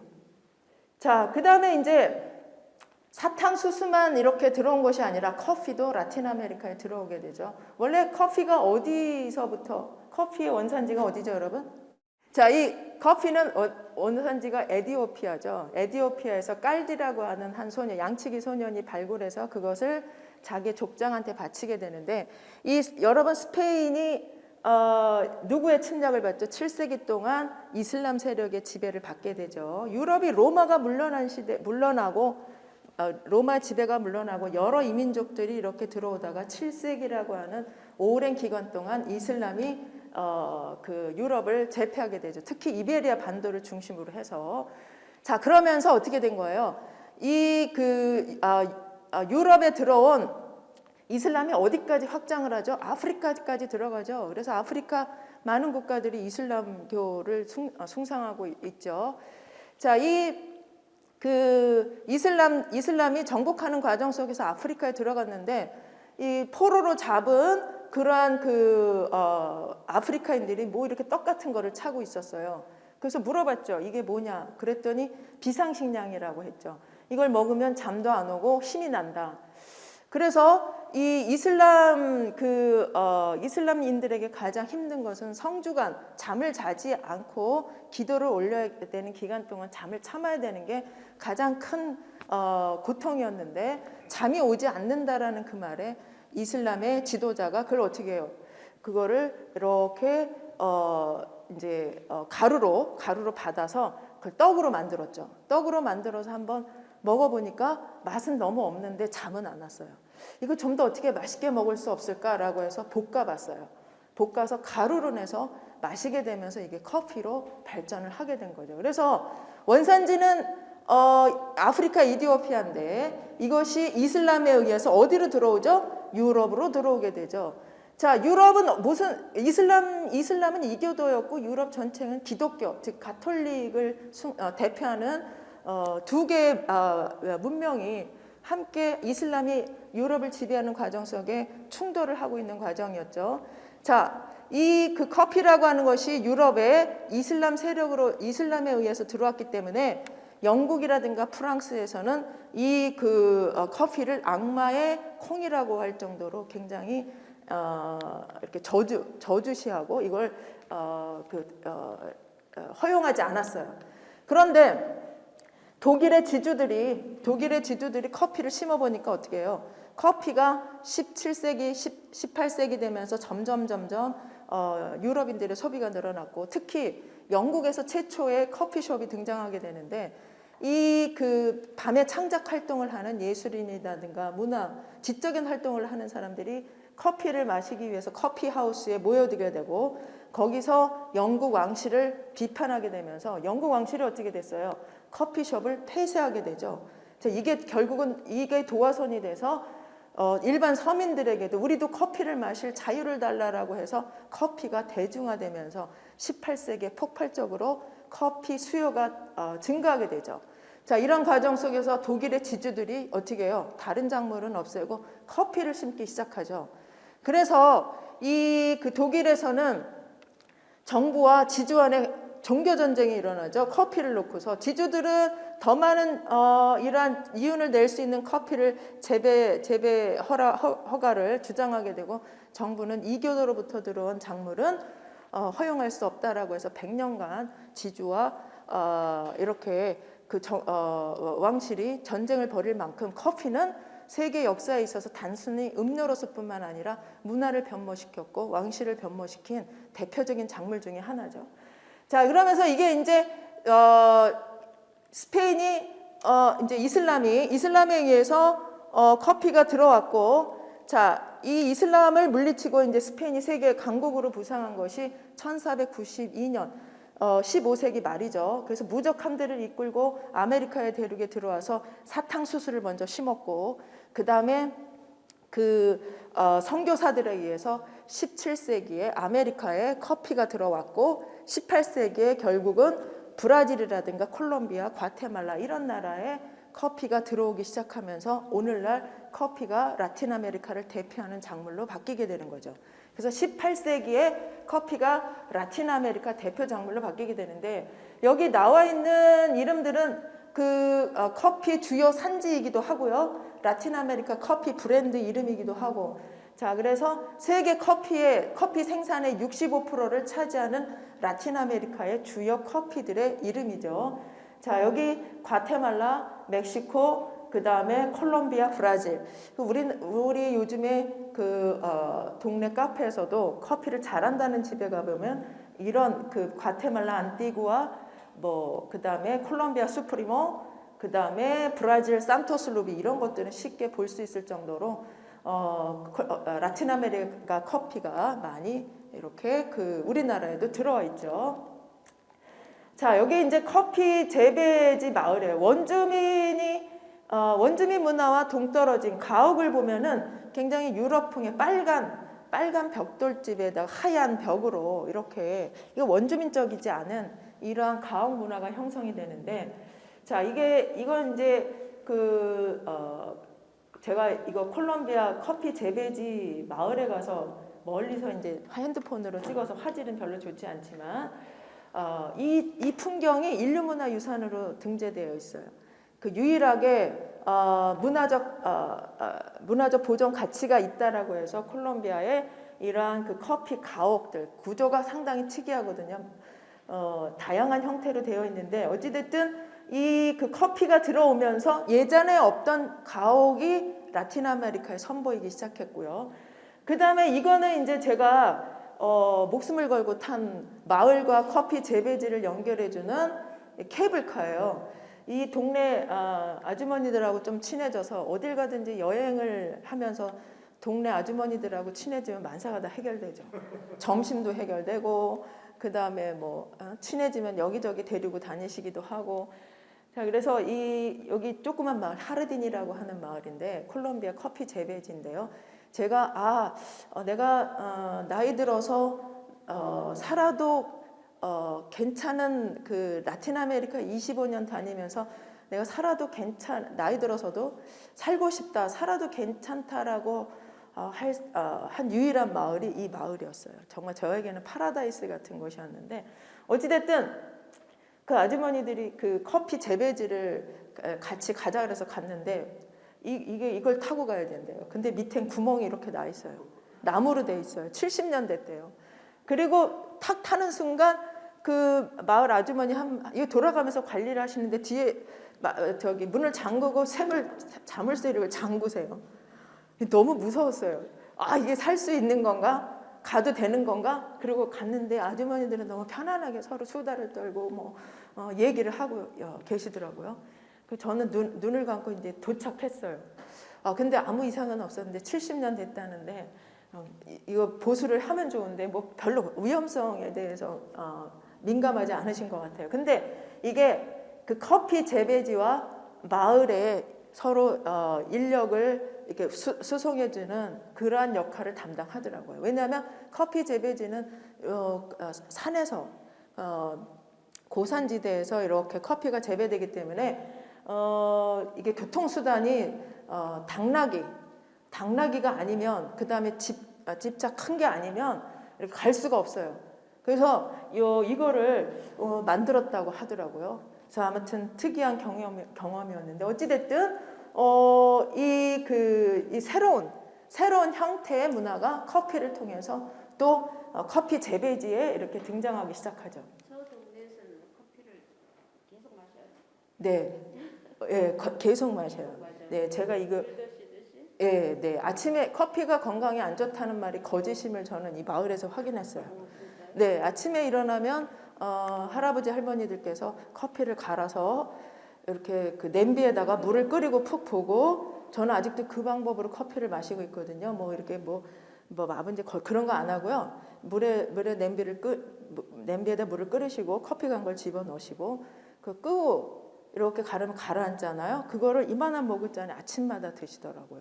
근데 가서 보면 일하고 계신데 80이시라고 하시는데도 청년 같으시고 그래서 커피가 건강에 안 좋다는 건 거짓말이구나 라는 걸 느낄 수 있었어요. 예. 자, 이 커피 재배지 농부의 모습에 우리는 농사 짓는 분들 보면 편안하게 그냥 몸빼 있고 요새는 몸빼에 또 엉덩이에 뭐 이렇게 스펀지 같은 게 달려 있는 걸 하시더라고요. 모양보다는 실용성을 보시죠. 실용성을 추구하죠. 근데 전 처음에 가서 그 커피 재배지 오지에서 커피를 막 따고 나기로 저렇게 실질적으로 저렇게 운반을 하거든요. 근데 무슨 하얀 와이셔츠에 면남바 면바지 우리 뭐 직장인들의 그런 복장이 이게 전형적인 커피 재배지 농부의 모습이에요. 그리고 이렇게 뭐를 이렇게 차고 계신데 여기를 딱 열면 연장이 있어요. 연장이 이렇게 들어있고 그 다음에 커피 재배지 전통 복장을 보면 거기 뭐 커피 이렇게 따기도 힘든데 하얀 블라우스에 널찍한 치마를 입고 있어요. 이게 어디에서부터 연유가 됐을까라고 제가 이렇게 찾아보니까 이 스페인이 라틴 아메리카, 이 중남미를 정복하면서 어떤 일이 벌어지냐면은 스페인에서 탄생한 백인과 중남미에서 탄생한 백인을 스페인 왕실은 차별하기 시작해요. 왜? 중남미에서 탄생한 백인들 보니까 너무나 많은 부를 향유하고 있어요. 중남미 처음 정복자들이 정복할 때 어떻게 했냐면은 막 말을 타고 가서 깃발을 꽂으면 그 지역의 땅을 그 지역이 여기 뭐 연산동 전체라 하더라도 규모에 상관없이 깃발을 꽂은 자의 소유권을 인정해 줬어요. 스페인 왕실이. 그러면서 스페인 왕실이 그 정복자에게 네가 정복한 땅을 네 땅으로 인정해 주는 대신에 너는 그 지역에 살고 있는 원주민을 카톨릭으로 개종시키고 그 다음에 우리에게 세금을 바쳐라. 이런 두 가지 조항을 내세우죠. 그래서 아직까지도 한 사람이 우리나라 리다니의 땅을 갖고 있기도 하고 일부 국가에서는 5가족이 다섯 가문이 국가 전체 땅의 90%를 차지하고 있을 정도로 토지가 굉장히 집중되어 있는 현상이 벌어지죠. 이때부터 시작이 된 거예요. 자, 그래서 스페인 왕실은 이 중남미에서 탄생한 백인이 너무나 많은 부를 갖고 있기 때문에 언젠간 얘들이 우리를 어떻게 할 것이다? 공격할 것이다 라는 생각을, 두려움을 갖기 시작하죠. 그래서 스페인에서 탄생한 백인과 중남미에서 탄생한 스페인의 피임에도 불구하고 이 백인을 차별하죠. 어떤 식으로 차별하냐면 중남미의 중요 관직을 전부 스페인 왕실이 직접 스페인에서 탄생한 백인들을 파견을 하죠. 그래서 중남미에서 탄생한 백인들은 많은 돈을 갖고 있었지만, 많은 부와 권력을 누렸지만 정치적인 권력은 많이 누리지 못했어요. 이것이 결국은 스페인 왕실에 대한 불만으로 쌓여서 이들이 주체가 돼서 라틴 아메리카 독립 전쟁이 일어나게 되는데, 어찌됐든 이 중남미에서 탄생한 백인들은 이렇게 커피도 재배하고 사탕수수도 재배하고 대농장을 갖고 있었고, 거기에 많은 노예를 거느리고 있었겠죠. 자, 이들에게 어떻게 하냐면, 나도 유럽인이야. 나는 스페인으로부터 차별받아야 되는 대상이 아니라 나도 스페인의 피야. 자, 그러면서 자기가 이렇게 거느리고 있는 노예들에게 하얀 와이셔츠를 입히고, 그 다음에 면바지를 입히면서 유럽풍의 라이프 스타일을 자기 일상생활 속에 그대로 이렇게 누리게 되는 거죠. 자, 여러분, 희한하게도 세계적인 오페라 하우스가 브라질 아마존에 마나우스라고 하는 곳에 세계적인 오페라 하우스가 있어요. 그리고 이 중남미를 여행하다 보면 멕시코의 바나후아토라고 하는 도시가 있는데, 그 도시는 굉장히 수도에서도 굉장히 멀리 떨어진 외진 곳인데 거기에도 굉장한 오페라 하우스가 있더라고요. 깜짝 놀랐어요. 자, 이렇게 스페인으로부터 들어온 정복자들은 어떻게 했어요? 자신도 유럽인이라고 하는, 그래서 유럽인들이 즐기는 라이프 스타일을 그대로 자신의 그러한 농장 주변에 오페라 하우스든 무슨 의복이든 이런 것들을 그대로 추종하는 그러한 모습을 보여주게 되죠. 그래서 이 그 커피 재배지 농부의 그러한 그 복장이 저런 와이셔츠에 면바지로 바뀌었고, 그 다음에 라틴 아메리카의 전통 복장들을 보면 하얀 블라우스에 하얀색, 그 유럽인들이 주로 당시에 즐겼던 그 다음에 화려한 레이스에 이런 것들이 전통 복장으로 바뀌게 되는 거죠. 자, 그런 과정 속에서 이러한 모습이 변모를 하게 되죠. 이러한 모습으로. 자, 그 다음에 이제 우리가 흑인의 유입에 대해서 보았다면, 자, 이번에는 또다시 백인들이 라틴 아메리카에 유입이 되게 되죠. 아까 처음에 아르헨티나에 대해서 설명을 드렸는데, 이 정복자로서 백인이 들어오고 나서 1840년대 19세기 중반에 이게 라틴 아메리카의 독립전쟁이 일어나서 다 독립을 하게 돼요. 자, 그래서 다 물러났죠. 자, 그러고 나서 또다시 백인들이 유입되는데 그게 아르헨티나에서 시작이 되죠. 자, 이 카리브 지역을 중심으로 해서 식민시대 때 흑인들이 들어왔다라고 한다면, 아르헨티나 남부를 중심으로 해서 독립 이후에 많은 백인들이 유입되게 되는데요. 아까도 설명드린 바와 같이 독립하고 나서 이 그 아르헨티나의 그 정치가들은 자신들의 저발전의 원인을 뭐에서 찾았어요? 원주민적인 것에서, 그 다음에 흑인적인 것에서, 인종적인 것에서 아르헨티나가 저발전되고 있다라고 생각을 하게 되죠.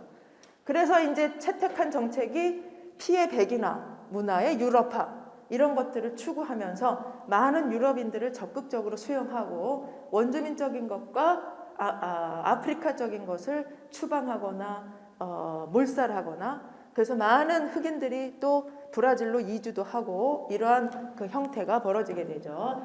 자, 그러면서 이제 많은 유럽인들이 19세기 말에 많은 유럽인들이 아르헨티나로 들어와요. 자, 아르헨티나로 들어오면서 아르헨티나 드림을 갖고 들어오죠. 많은 땅을 소유할 수 있을 것 같았고, 유럽보다는 좀 더 넉넉한 생활을 할 수 있을 것 같은 그 아르헨티나 정치가들의 생각과는 달리, 이 당시 유럽에서부터 들어온 아르헨티나에 들어온 사람들은 그 꿈을 갖고 들어온 노동자이거나 유럽에서도 생활이 안정적이지 않은 많은 그런 노동자들이 아르헨티나에 들어오게 되죠. 자, 그래서 이제 이들이 들어와서 딱 보니까 아르헨티나는 농촌에 이렇게 가서 일을 해보니까 아무리 일을 해도 자신의 땅 한 조각 가질 수 없는 그러한 상황이라는 것을 알게 돼요. 왜?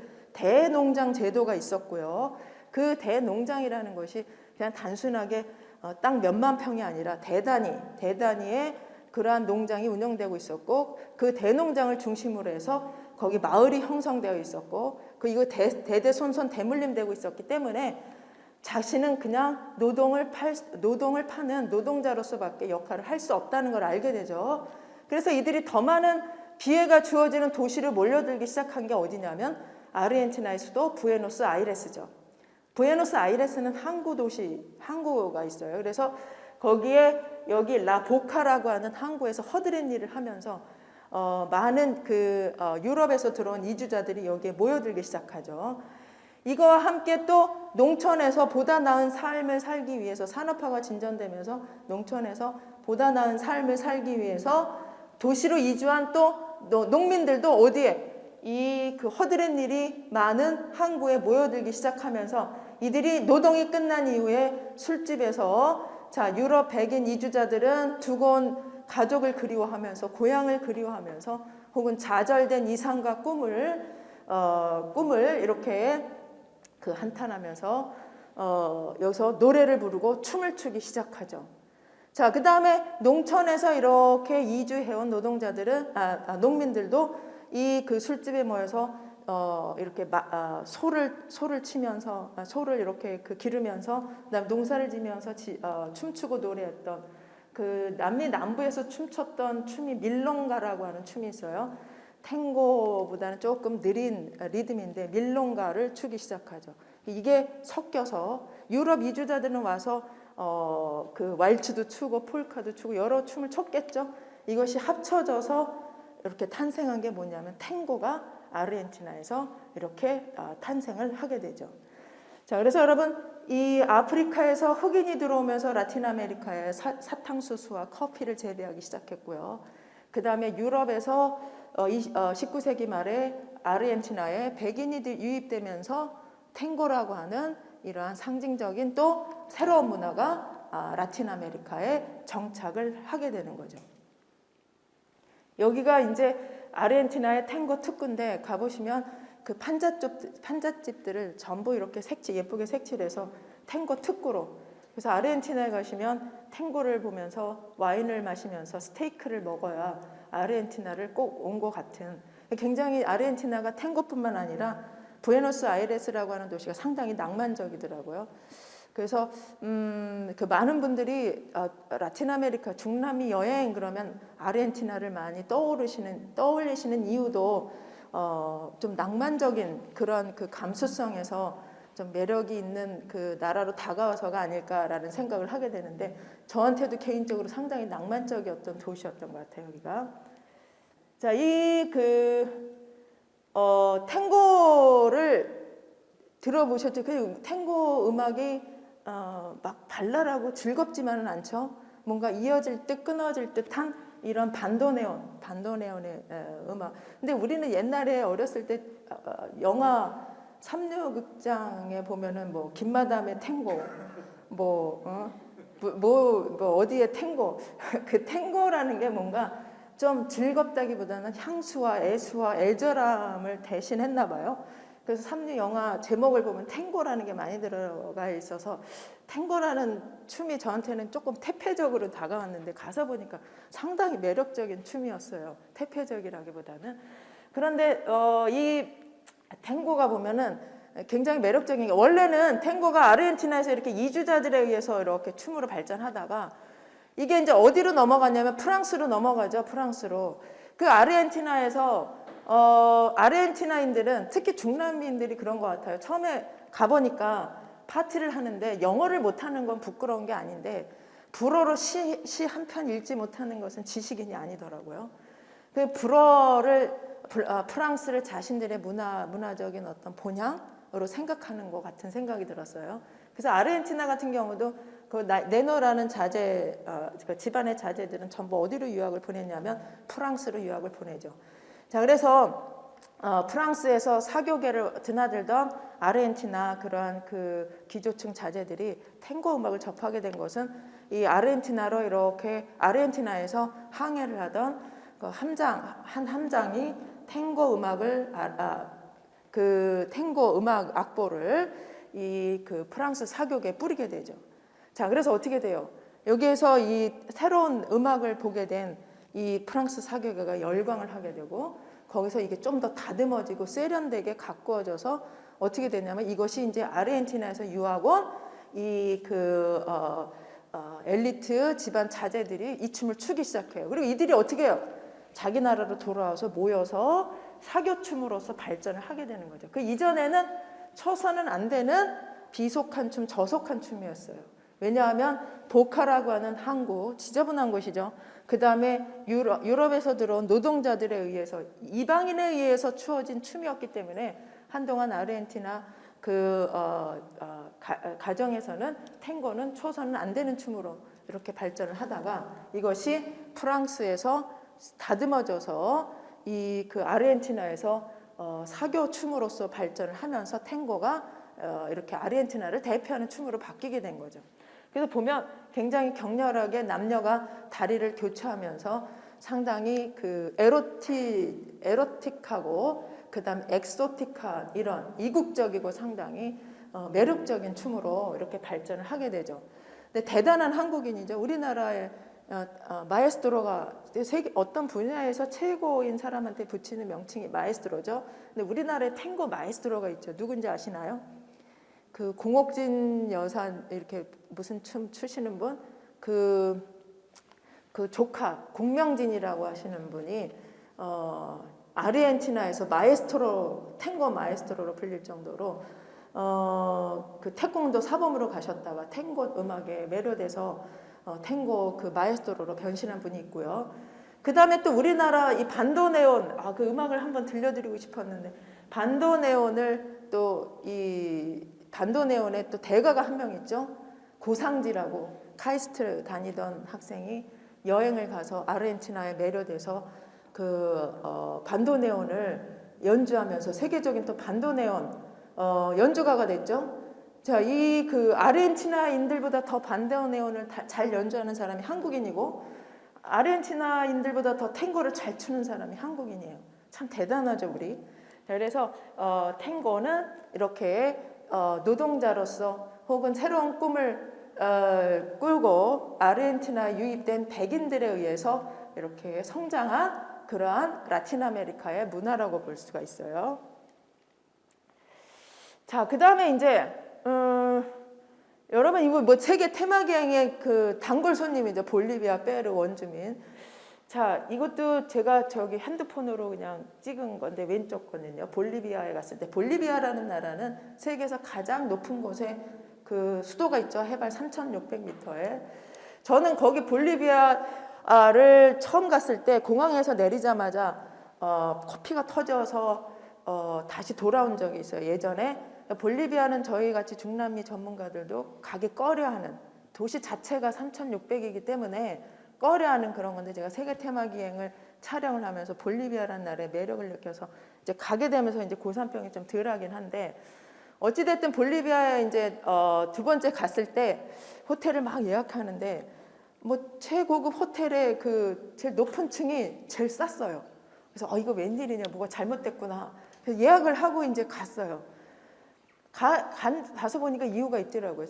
우리 고층일수록 좀 전망이 좋고 비싼데 좋은 호텔인데 고층에 이렇게 50%나 세일해서 나와서 신난다 그러고 갔는데 보니까 하도 높으니까 그 나라 자체가 높으니까 호흡이 곤란하거든요. 그러니까 제일 1층이 제일 비싸더라고요.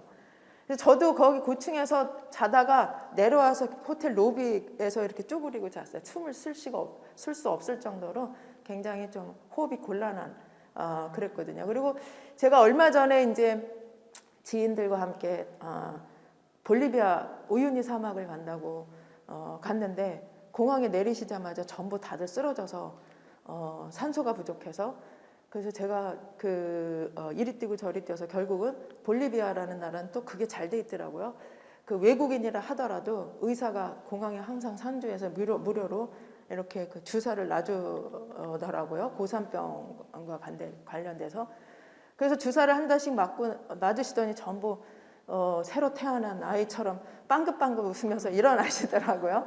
근데 말씀들이 뭐냐면 주사를 그냥 우리는 이렇게 탁탁하고 이렇게 찔는데 걔는 누워서 이렇게 막 이렇게 쑤시더라고 하더라고요. 엉덩이 아파서 죽을 뻔했는데 효과는 아주 만점이었다라고 할 정도로 볼리비아라는 나라는 너무 고산에 있기 때문에 좀 힘들어요, 살기가. 자, 그런데 상당히 매력적인 나라예요. 다른 아르헨티나가 굉장히 유럽적이라고 한다면, 그다음에 멕시코나 다른 나라들을 보면은 유럽과 원주민적인 것이 이렇게 섞여 있다라고 한다면, 대부분의 그 원주민들은 도시 그런 어떤 외곽에서 뜨개질을 하거나 수공예품을 팔면서 굉장히 고단한 삶을 유지하고 있고, 그들과 눈을 마주칠 때마다 굉장히 마음 아픈 이러한 그 경험을 하게 되는데, 볼리비아는 공항에 내리자마자 그냥 전체 볼리비아 그 라파스 수도 전체 주민의 90%가 원주민으로 구성되어 있어요. 원주민들은 유배 생활을 하면서 고산으로 이렇게 이동을 했는데, 볼리비아의 그 수도가 라파스임에도 불구하고 백인이나 다른 그 인종들은 많이 없었고요. 특히 이제 백인들은 저지대 해안가에 살고 있지만, 수도에 원주민들이 그렇게 당당하게 선글라스 끼고 핸드폰을 하고 맨날 라틴 아메리카 다니면서 도시 그 구석에서 수공예품을 팔던 원주민들과 너무나 다른 당당한 그 볼리비아 원주민들을 보면서 상당히 멋지다는 생각을 했어요. 역시 이래서 원주민 대통령이 나올 수 있었겠구나. 그리고 도시 안으로 들어가면서 시장에 갔는데도 다른 라틴 아메리카 국가하고는 달리 현대적이기보다는 주술적인 도시 그 수도가 원주민들이 대거 그 밀집되어서 살아가고 있어서 그런지 모르겠지만, 시장에 가도 이렇게 이제 짐승을 박제한 것들, 부적처럼 이런 것들을 팔고 있고, 저에게는 상당히 매력적인, 그 중남미 국가에서도 가장 원주민적인, 원형은 아니지만 원주민들의 삶을 이렇게 들여다볼 수 있는 곳이 볼리비아였어요. 거기 광장을 이렇게 지나가는데 그 광장에서 원주민 축제가 벌어지고 있었죠.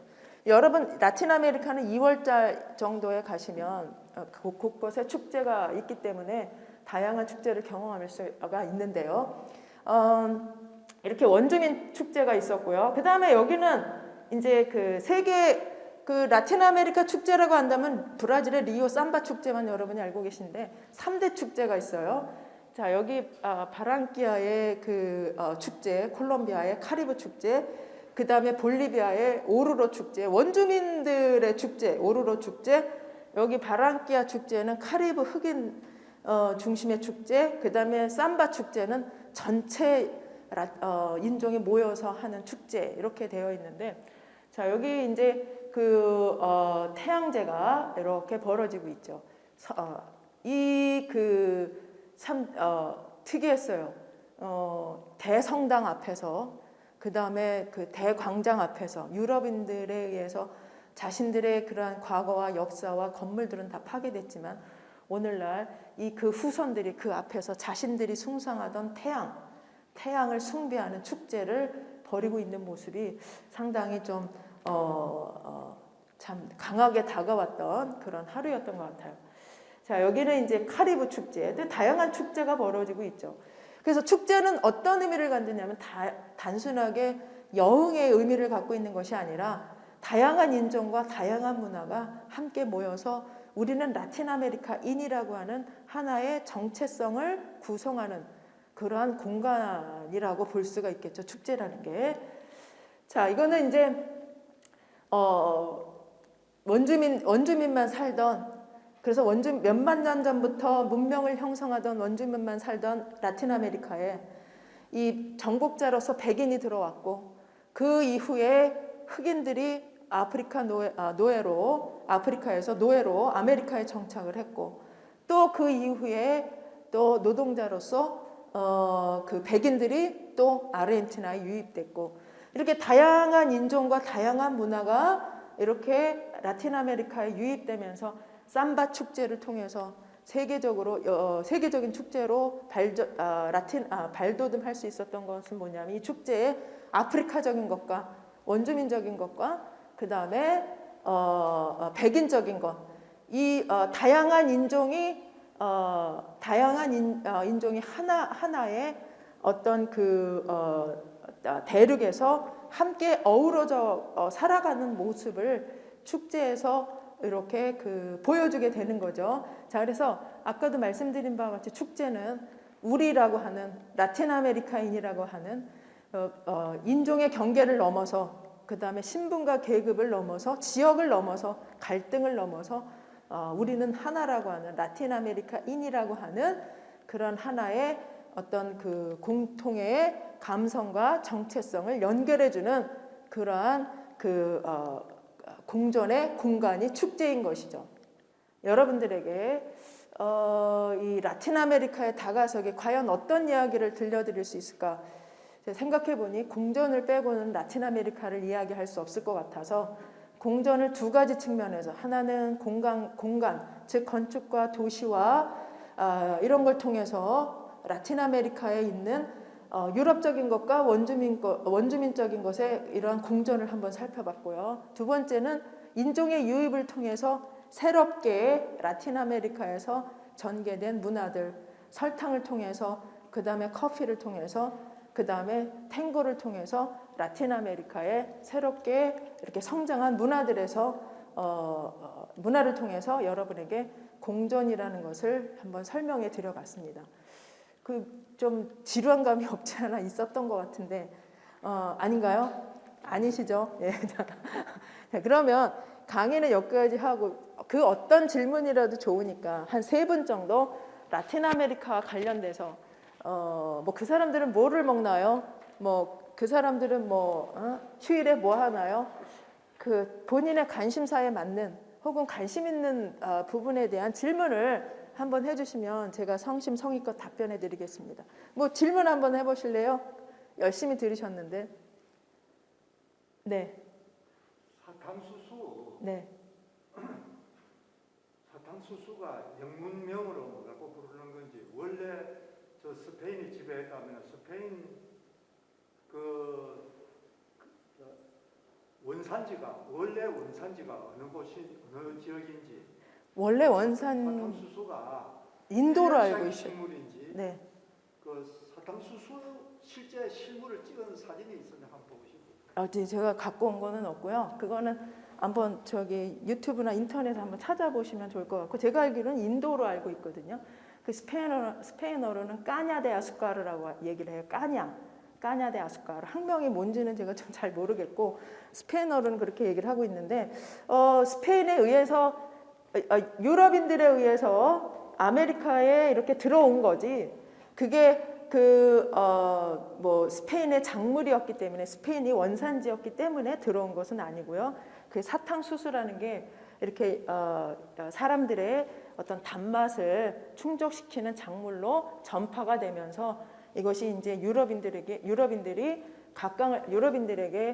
각광을 받기 시작했고 그래서 그것이 많은 수익을 낼 수 있는 작물이기 때문에 정복한 지역에 그 사탕수수를 심게 된 거죠. 근데 중남미 라틴 아메리카의 스페인에 의해서 들어온 사탕수수는 저기 까나리아 제도라고 스페인에 거기서부터 이렇게 들어왔는데 처음 시작은 제가 알기로는 인도 어디에서 사탕수수가 시작됐다라고 알고 있어요. 네.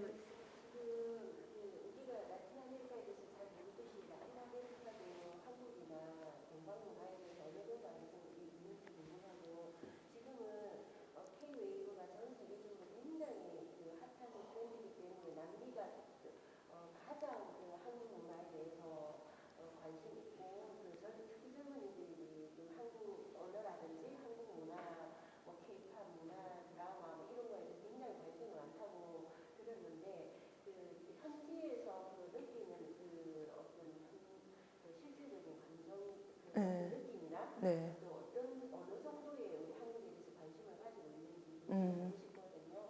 왜냐하면 한국을 그렇죠. 네. 해야 되기 때문에 네. 이제 그쪽에서 굉장히 핫하다고 하니까 네.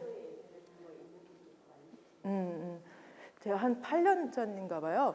그전에는 이 사람들이 한국에 대해서 관심이 있다라는 걸 별로 느끼질 못했어요. 왜냐하면 라틴 아메리카인들에게 동양인은 딱 두 부류예요. 중국인 아니면 일본인. 좀 지저분하게 다니면 중국인. 좀 깔끔하게 다니면 일본인. 그래서 치노라는 말이 중국인, 치나라는 말이 중국 여자인데 지나가는데 누가 나한테 치나 그러면 굉장히 불쾌했어요. 너 중국 여자 그러면 불쾌해서 내가 좀 꼬지지한가 할 정도로 한국인이라는 혹은 꼬레아라고 하는 그게 그들에게는 익숙하지 않은 나라이기도 하고 사람이기도 했어요. 근데 언제부터냐면 강남 스타일. 제가 이게 싸이 강남 스타일의 위력을 느끼기 시작한 게 볼리비아 산골의 원주민 축제에서였어요. 볼리비아의 라파스 시장을 이렇게 돌아다니는데 여기저기에서 강남 스타일 노래가 나오고 원주민 축제가 있어서 갔어요. 깜짝 놀랐어요. 다 원주민들은 마을이지만 뜨문뜨문 고립돼서 사는데 라한가 그 지역에 원주민 축제가 있대서 갔는데 어떻게 이렇게 많은 원주민들이 모였는지 그 동네마다 다 복장도 다르고 다 나오셨어요. 깜짝 놀란 게 왜 깜짝 놀라냐면 남자분들보다는 여자분들이 더 술을 마시고 이렇게 비틀비틀 하는 걸 보고 깜짝 놀랐고 그 다음에 화장실이 너 화장실 가고 싶었거든요. 근데 거기는 도시가 아까 설명드린 대로 사각형으로 되어 있어서 이렇게 골목마다 이렇게 도로가 이렇게 되어 있는데 화장실이 어디냐고 했더니 어떤 원주민이 저를 이렇게 손을 끌고 가더라고요. 갔어요. 뭐 이렇게 벌판이 보이더라고요. 그랬더니 내가 화장실이 어디야? 그랬더니 이러더라고요. 여기 다르는 거예요. 그래서 내가 안 돼. 여기 안 돼. 그랬더니 그럼 오래 데리고 왔어요. 데리고 와서 어디에 이제 있었냐면 이렇게 골목에 여자들은 치마를 이렇게 넓게 앉았으니까 여기 이제 도로인데 이쪽 건물을 보고서 여자들은 소변을 보고 남자들은 이쪽을 보고서 소변을 들어서 깜짝 놀랐어요. 안 된다고. 그런데도 계속 나오는 음악은 강남 스타일이었어요. 여기저기서. 그래서 이제 제가 이렇게 갔는데 저한테 강남 스타일 그러더라고요. 그래서 내가 굉장히 그때 꼬지지 했었는데 농담으로 그래 이렇게 이게 강남 스타일이야 그러면서 이제 웃었는데 그래서 같이 춤을 추기 시작했거든요. 그게 한 8년 전에 강남 스타일로부터 시작이 됐는데 저도 놀랐어요. 그 오지에 정말 전기도 잘 안 들어올 것 같은 오지에 강남 스타일. 근데 이제 BTS 그 이후에 이제 BTS 때문에 제가 이렇게 학교에 이제 방학 때 가면 친구들이 다 교수니까 특강을 해달라고 가면 너무나 많은 애들이 모여요. 그러면서 제 강의를 들으러 온 게 아니라 편지를 써갖고 와요. 종국이한테 갖다 주세요. 누구한테 갖다 주세요. 뭐 그러면서 앉아갖고 그래서 도리어 내가 이 아이들에게 한국이 어쩌고 저쩌고 얘기하는 것보다 BTS 음악을 틀고서 얘네들이 먹는 음식을 갖고서 야 이건 우리나라 뭐야 뭐 이게 낫겠구나라는 생각을 할 정도로 확실히 BTS의 역할이 크다라는 생각을 했어요. 그리고 드라마 볼리비아 아줌마들이 좋아하는 드라마 천국의 계단 누구죠? 김지우 혀 짧은 소리로. 근데 그게 너무 웃긴 게 그게 더빙을 그 나라 하는데 우리가 알고 있는 김지우의 목소리가 아니니까 너무 웃기더라고요. 근데 그 드라마를 보면서 사실 중남미 텔레노벨라라고 하는데 TV 드라마는 거의 그냥 사랑 때문에 싸우고 막 울고 불고 그게 걔네들이 거의 다예요 드라마가. 근데 우리나라의 그런 연애와 관련된 그런 드라마가 중남미 원주민 오지의 원주민 여성들까지 감성을 사로잡았더라고요. 그래서 이게 눈으로 확연하게 확인할 수가 있을 정도로. 그리고 그 이후에 BTS 때문에 확실히 이게 한류가 그냥 우리는 한동안 한류라 그래서 무슨 한류냐 그게 우리나라 음악도 아닌데라고 했는데 강남 스타일과 드라마와 BTS가 한류 확산에 상당히 영향을 미친 건 사실인 것 같아요. 확실히 젊은 층에는 한국 문화에 대한 관심과 한국으로 유학 오고자 하는 친구들도 많고 한국어를 배우는 그런 학교도 많아졌고요. 그리고 현지에서 한국어를 가르치는 교민들 이야기를 들어보면 주말 학교가 있거든요. 어느 나라든지. 예전하고 다르게 너무나 많은 애들이 몰려온다고 하더라고요. 확실히 한류의 붐은 있는 것 같아요. 네. 지난주에 강원에서 K-pop 전 세계 콘서트를 열었는데 거기에서 1등을 했던 나라가 칠레거든요. 칠레요. 그러니까 그만큼 남미 쪽에서 우리나라의 그 한국 동양 외교에 대한 네. 게 굉장히 좀 전 세계에서 가장 강하다고 열풍이 대단하다고 얘기 들어가지고 아니 왜냐하면 걔네는 우리는 친구들끼리 만나면 노래하는 게 야 노래방 갈래? 이러잖아요. 걔네는 둘이만 축제를 하면 무조건 춤을 추니까요. 참 힘들더라고요. 제 처음에 갔을 때 이게 이제 춤이라는 게 우리나라에서는 옛날엔 태페 문화의 원상이었잖아요. 그래서 추정 60분 같은데 요즘 아주머니들 장바구니 메고 어디 가나 그래서 디스코장에서 춤추는 아주머니들 사진 찍고 그래서 제 머릿속엔 춤 이꼬르 태페라는 게 강했는데 그러니까 우리나라도 90년 이후에 몸과 머리가 있다면 이제 그 머리가 지배했던 몸이 자유를 선언하게 되는 거죠. 야 이제 그 머리가 아닌 내 몸이 감성이 움직이는 대로 한번 해볼게라고 하면서 우리나라도 이제 춤이 굉장히 그 노래를 대신하는 그러한 그 대중문화로 확산이 되고 이제는 춤 못 추면은 어디 가서 뭐 사교도 잘 못할 정도로 걔네는 더 해요. 그냥 이 걔네는 밥도 안 먹고 춤을 추니까. 야 오늘 우리 집에 초대할 테니까 이따 저녁 때 모여. 걔네는 주말마다 모여서 집에서 파티를 하거든요. 밥은 언제 주는지 모르게 그 밥을 주는 줄 알고 갔다가 쫄쫄 굶고 온 게 한두 번이 아니에요. 그냥 춤만 춰요. 춤만 춰요. 이렇게 크래커에다가 요만한 치즈 주고 그냥 춤만 춰요. 그래서 이렇게 파티 있다고 그럴 때는 그냥 저기 밥을 잔뜩 먹고 춤이라는 게 어색해서 잘 안 춰지긴 되는데 춤이 일상화되어 있는 나라에서 BTS는 한국의 그 군무 같은 거 걔네들한테는 있을 수 없는 춤이에요. 얘네 그렇게 뭐 획일적으로 막 이렇게 하는 춤은 보면은 같은 걔네는 팀원이라 하더라도 뭐 동작이나 행동이 다 다른데 우리는 일사불란하게 움직이잖아요. 그런 게 아마 매력적으로 다가왔을 거고 춤이 하나의 일상의 문화로 오래전부터 확고하게 잡혀있는 중남미인들에게 우리의 그런 어떤 그 댄스 음악이라든가 저기 아이돌 뭐 BTS 그룹 음악 이것이 안 먹힐 수가 없었겠죠. 예. 칠레가 1등했어요. 뭐 칠렐레 팔렐레 하지는 않고 그래도 1등을 했네요. 네, 네. 그런 것도 있지만 인구도 5억이에요. 5억. 네, 나라도 아까도 말씀드린 23 스페인어권만 해도 23개국 엄청 다양하고 엄청 많아요. 이 중남미라고 해서 우리가 야, 너 어느 나라 사람이야? 그러면 프랑스 사람이 이렇게 얘기하는데 우리나라에서는 저 사람 중남미 사람이래 이렇게 얘기하잖아요. 중남미란 나라가 23개국이냐. 오늘 여행 어디 갔다 왔어요? 그럼 나 중남미 갔다 왔어. 23개국인데 우리가 유럽 갔다 왔을 때 나 프랑스 갔다 왔어. 나 뭐 영국 갔다 왔어. 이러지. 나 유럽 갔다 와서 이렇게 안 하잖아요. 중남미 23개국의 스페인어권만 해도 그러니 많이 참여할 수밖에 없었겠죠.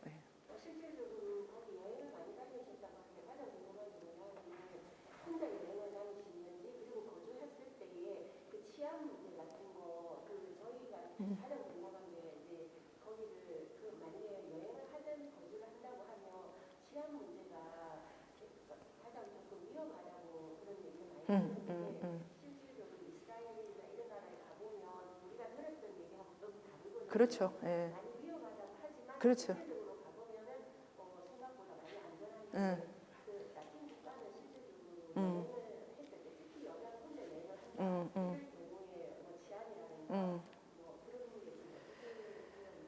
그 세계에서 가장 위험한 나라는 한국이에요. 뭐 미사일 터지고 어제도 계속 그 친구들이 전화가 뭐 이렇게 막 문자 오고 야 니네 그 전쟁 날 것 같은데 뭐 우리는 아무 못 느끼잖아요. 그 중남미 그러면 다들 뭐 사람 죽이고 뭐 이러는 대로 생각하시더라고요. 그 일부예요, 일부. 그런 어느 나라든지 빛이 있으면 그림자가 있는데 우리는 중남미 그러면 내가 알고 있는 20% 갖고 80% 전부를 그냥 이렇게 재단해 버리잖아요. 지금 이스라엘 말씀하셨는데 저는 이스라엘 안 가봤기 때문에 이스라엘 누가 여행 간다면 저도 모르게 위험한데 왜 가라고 했을 거예요. 똑같아요. 실제하고 우리가 듣는 거하고 너무나 달라요. 저는 25년을 다녔고 아무도 불미스러운 일도 없었어. 심지어 게릴라한테도 잡혀봤는데 전혀 불미스러운 일이 없었어요. 함부로 사람을 죽이거나 함부로 그러진 않아요. 단 그거는 있죠. 아무리 그 치안은 우리나라가 가장 좋지만 여자 혼자 다닐 때 주의할 점은 그건 중남미뿐만 아니라 다른 여행 혼자 하는 여행에서의 그 지켜야 되는 게 있잖아요. 여자 혼자 다닐 때 예를 들어서 밤늦게 혼자 어딜 간다든가 뭐 가지 말라는 데를 굳이 간다든가 뭐 이런 것들, 그리고 낯선 사람한테 뭐 한다든가 이런 그거는 그냥 상식선에서 아 내가 혼자 여행을 할 때 위험을 피할 수 있는 그런 여러 가지들만 염두에 두신다면 중남미는 사실 그 관광지는 걔네들도 굉장히 중요한 국가 수입원이기 때문에 관광을 할 수 있는 그 지역에 한해서는 그 치안을 상당히 힘쓰고 있어요. 그래서 페루 같은 경우도 관광 수입으로 볼리비아, 페루 이런 나라는 관광 수입으로 벌어들이는 돈이 굉장하기 때문에 아주 치안을 염두에 두고 있고요. 도시에 뭐 군들이 이렇게 총을 들고 뭐 있다 하더라도 그건 다 시민을 보호하기 위한 거지. 그렇게 뭐 사람을 함부로 그러거나 그렇진 않아요. 그래서 저는 여행을 그 패키지 여행이나 이런 거 익숙하지가 않아요. 근데 이제 저는 또 이제 다르죠. 생활도 했고 또 이제 말이 되니까 어느 뭐 시골을 가든 뭐 이 얘기하고 이래서 하고 되지만 그렇게 생각하는 것처럼 위험하진 않아요. 특히 우리가 관심 있는 관광 지역일수록 전혀 평온하게 여행하실 수 있어요. 네. 네. 그다음에 우리 네. 뭐 지금 시간이 그래서 네. 한 가지 좀 말씀드리고 네, 그러세요. 네. 오늘 이 시간 강의가 네. 너무너무 먼 나라의 얘기라 가지고 하여튼 그건 놔두고 서로 놔두고 네. 그다음에 네. 우리 크게 인류사 그 문명이 네. 동서양을 구분하잖아요. 네. 동양과 서양의 문화에 대해서. 그런데 지금 제가 이 시간을 통해 가지고 라틴 아메리카라는 데 대해서 그 스페인 정복자가 오기 전에 한 14세기 전에 이전에 그 고대 문명사의 뿌리가 라틴 아메리카 전 지역의 모든 각 나라가 잉카 문명이었습니까? 그 뿌리가? 아니요. 그거 말고도 예, 그렇죠. 남미는 잉카, 그다음에 그 중앙 아메리카는 아스텍 마야 문명, 그다음에 카리브는 또 카리브대로 여러 문명이 있는데 가장 강성했다는 거죠. 강성했다는 거. 그다음에 이제 너무나 먼 나라라고 하셨는데 이게 내 안에 스스로가 지었던 경계를 살짝 이렇게 넘어서면 그렇게 멀게만 느껴지지 않는 나라도 중남미예요. 왜냐하면 너무나 많은 사람들이 여행을 하고 있고요. 그리고 우리 식탁에 올라와 있는 것부터 보면 칠레 포도, 그 다음에 페루 진미채, 그 다음에 콜롬비아 커피, 그 다음에 칠레의 연어, 너무나 많은 그러한 중남미의 농산물을 우리가 소비하고 있고요. 그 다음에 우리가 그 동네에 동사무소나 이런 데서 운영하는 스포츠 댄스나 아니면 줌바라고 하는 이렇게 운동을 통해서 하는 모든 음악과 춤이 그 동작이 전부 중남미에서 비롯됐고요. 그래서 사실 이렇게 살짝 이렇게 걷어내고 보면 중남미라는 데가 이렇게 가까이 와 있었어. 그리고 이런 강좌의 목적이 뭔가요? 내 안에 있는 그 심리적인 거리를 좁혀보자고 하는 거잖아요. 그래서 이게 너무나 아직도 멀게만 느껴지실 수도 있죠. 이게 뭐 처음 강의고 계속 접해보지 않으면 너무나 먼 나라고, 이걸 계기로 해서 내가 중남미라는 데에서 좀 그런 대륙에 대해서 가졌던 편견을 좀 걷어내고 조금 한 발짝 들여다볼까라는 계기 마련 차원에서 이 강좌가 의미가 있는 거지, 이걸 갖고 한꺼번에 선생님이 가지고 계신 중남미에 대한 심리적 거리를 좁히기에는 상당한 무리가 있죠. 그러나 계기는 되었을 거라는 생각을 하게 되는 거죠, 저는. 네. 자, 다른 분도 한번 질문을 좀 해보세요.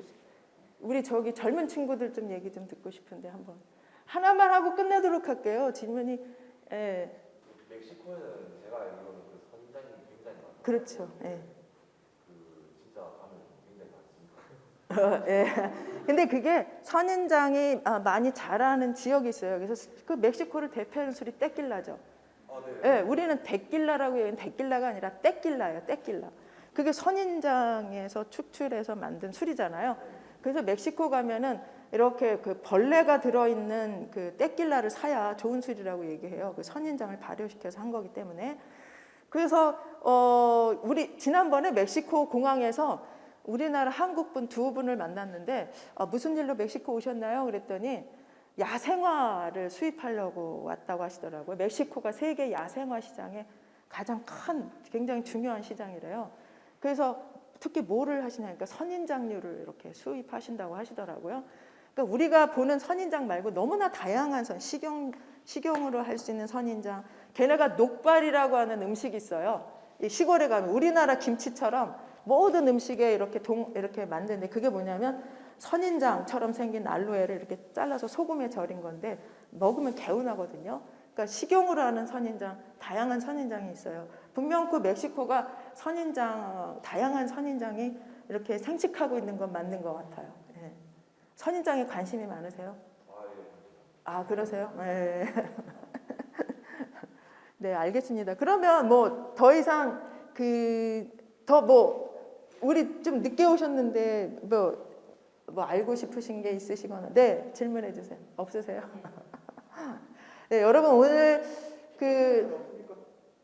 온라인에서 어때요? 온라인 한번. 아, 그러실래요? 예. 아, 그러신가요? 여러분 오늘 제 강의가 좀 미흡했다 하더라도 살아가면서 끊임없이 자기 안에 내재되어 있는 그런 어떤 경계나 편견이나 이런 것들을 깨지 않으면 그 삶 자체가 상당히 뭔가 이렇게 그걸 깨는 과정들이 자기 삶 자체를 풍요롭게 해주지 않을까. 그리고 이제 내가 경험해보지 못했던 거, 내가 생각하지 못했던 거, 그 다음에 내가 관심을 가지 않았던 것들에 대해서 한 번쯤 관심을 가져야 되는 시점에 우리가 와 있는 것 같아요. 이렇게 이제 어느 정도 나이가 들면서 그러면서 내 안에 스스로 경계를 끊임없이 깨는 그런 그렇게 나이 들어가는 것이 좀 더 자신의 삶을 풍요롭게 하지 않을까라는 생각이 들고요. 라틴 아메리카에 대해서 가졌던 수많은 그런 잘못된 정보, 인식들, 물론 그것들이 사실인 것도 있지만 너무나 과장돼서 그것만 생각하시면 돼요. 라틴 아메리카인들이 생각하는 가장 위험한 국가는 한국이다. 핵폭이 터질 지경에 있는 그런 국가다라고 한다면 그 또한 그들이 가지고 있는 편견과 우리가 가지고 있는 편견이 뭐가 다를 수 있나요? 같은 거죠. 그래서 오늘을 계기로 해서 여러분이 라틴 아메리카에 조금만 관심을 가지고 내 안에 그런 장벽을 한번 조금 걷어내고 조금만 더 한 발짝 다가서는 오늘 강의 주제만큼 다가서기였잖아요. 모든 걸 다 알 수 없지만 한 발짝 다가서는 계기가 됐다라고 한다면 저는 굉장히 만족하고 이 시간을 마칠 것 같습니다. 여러분 장시간 강의를 들어주셔서 쉬지도 않았네요. 네, 쉬지 않고 들어주셔서 감사합니다.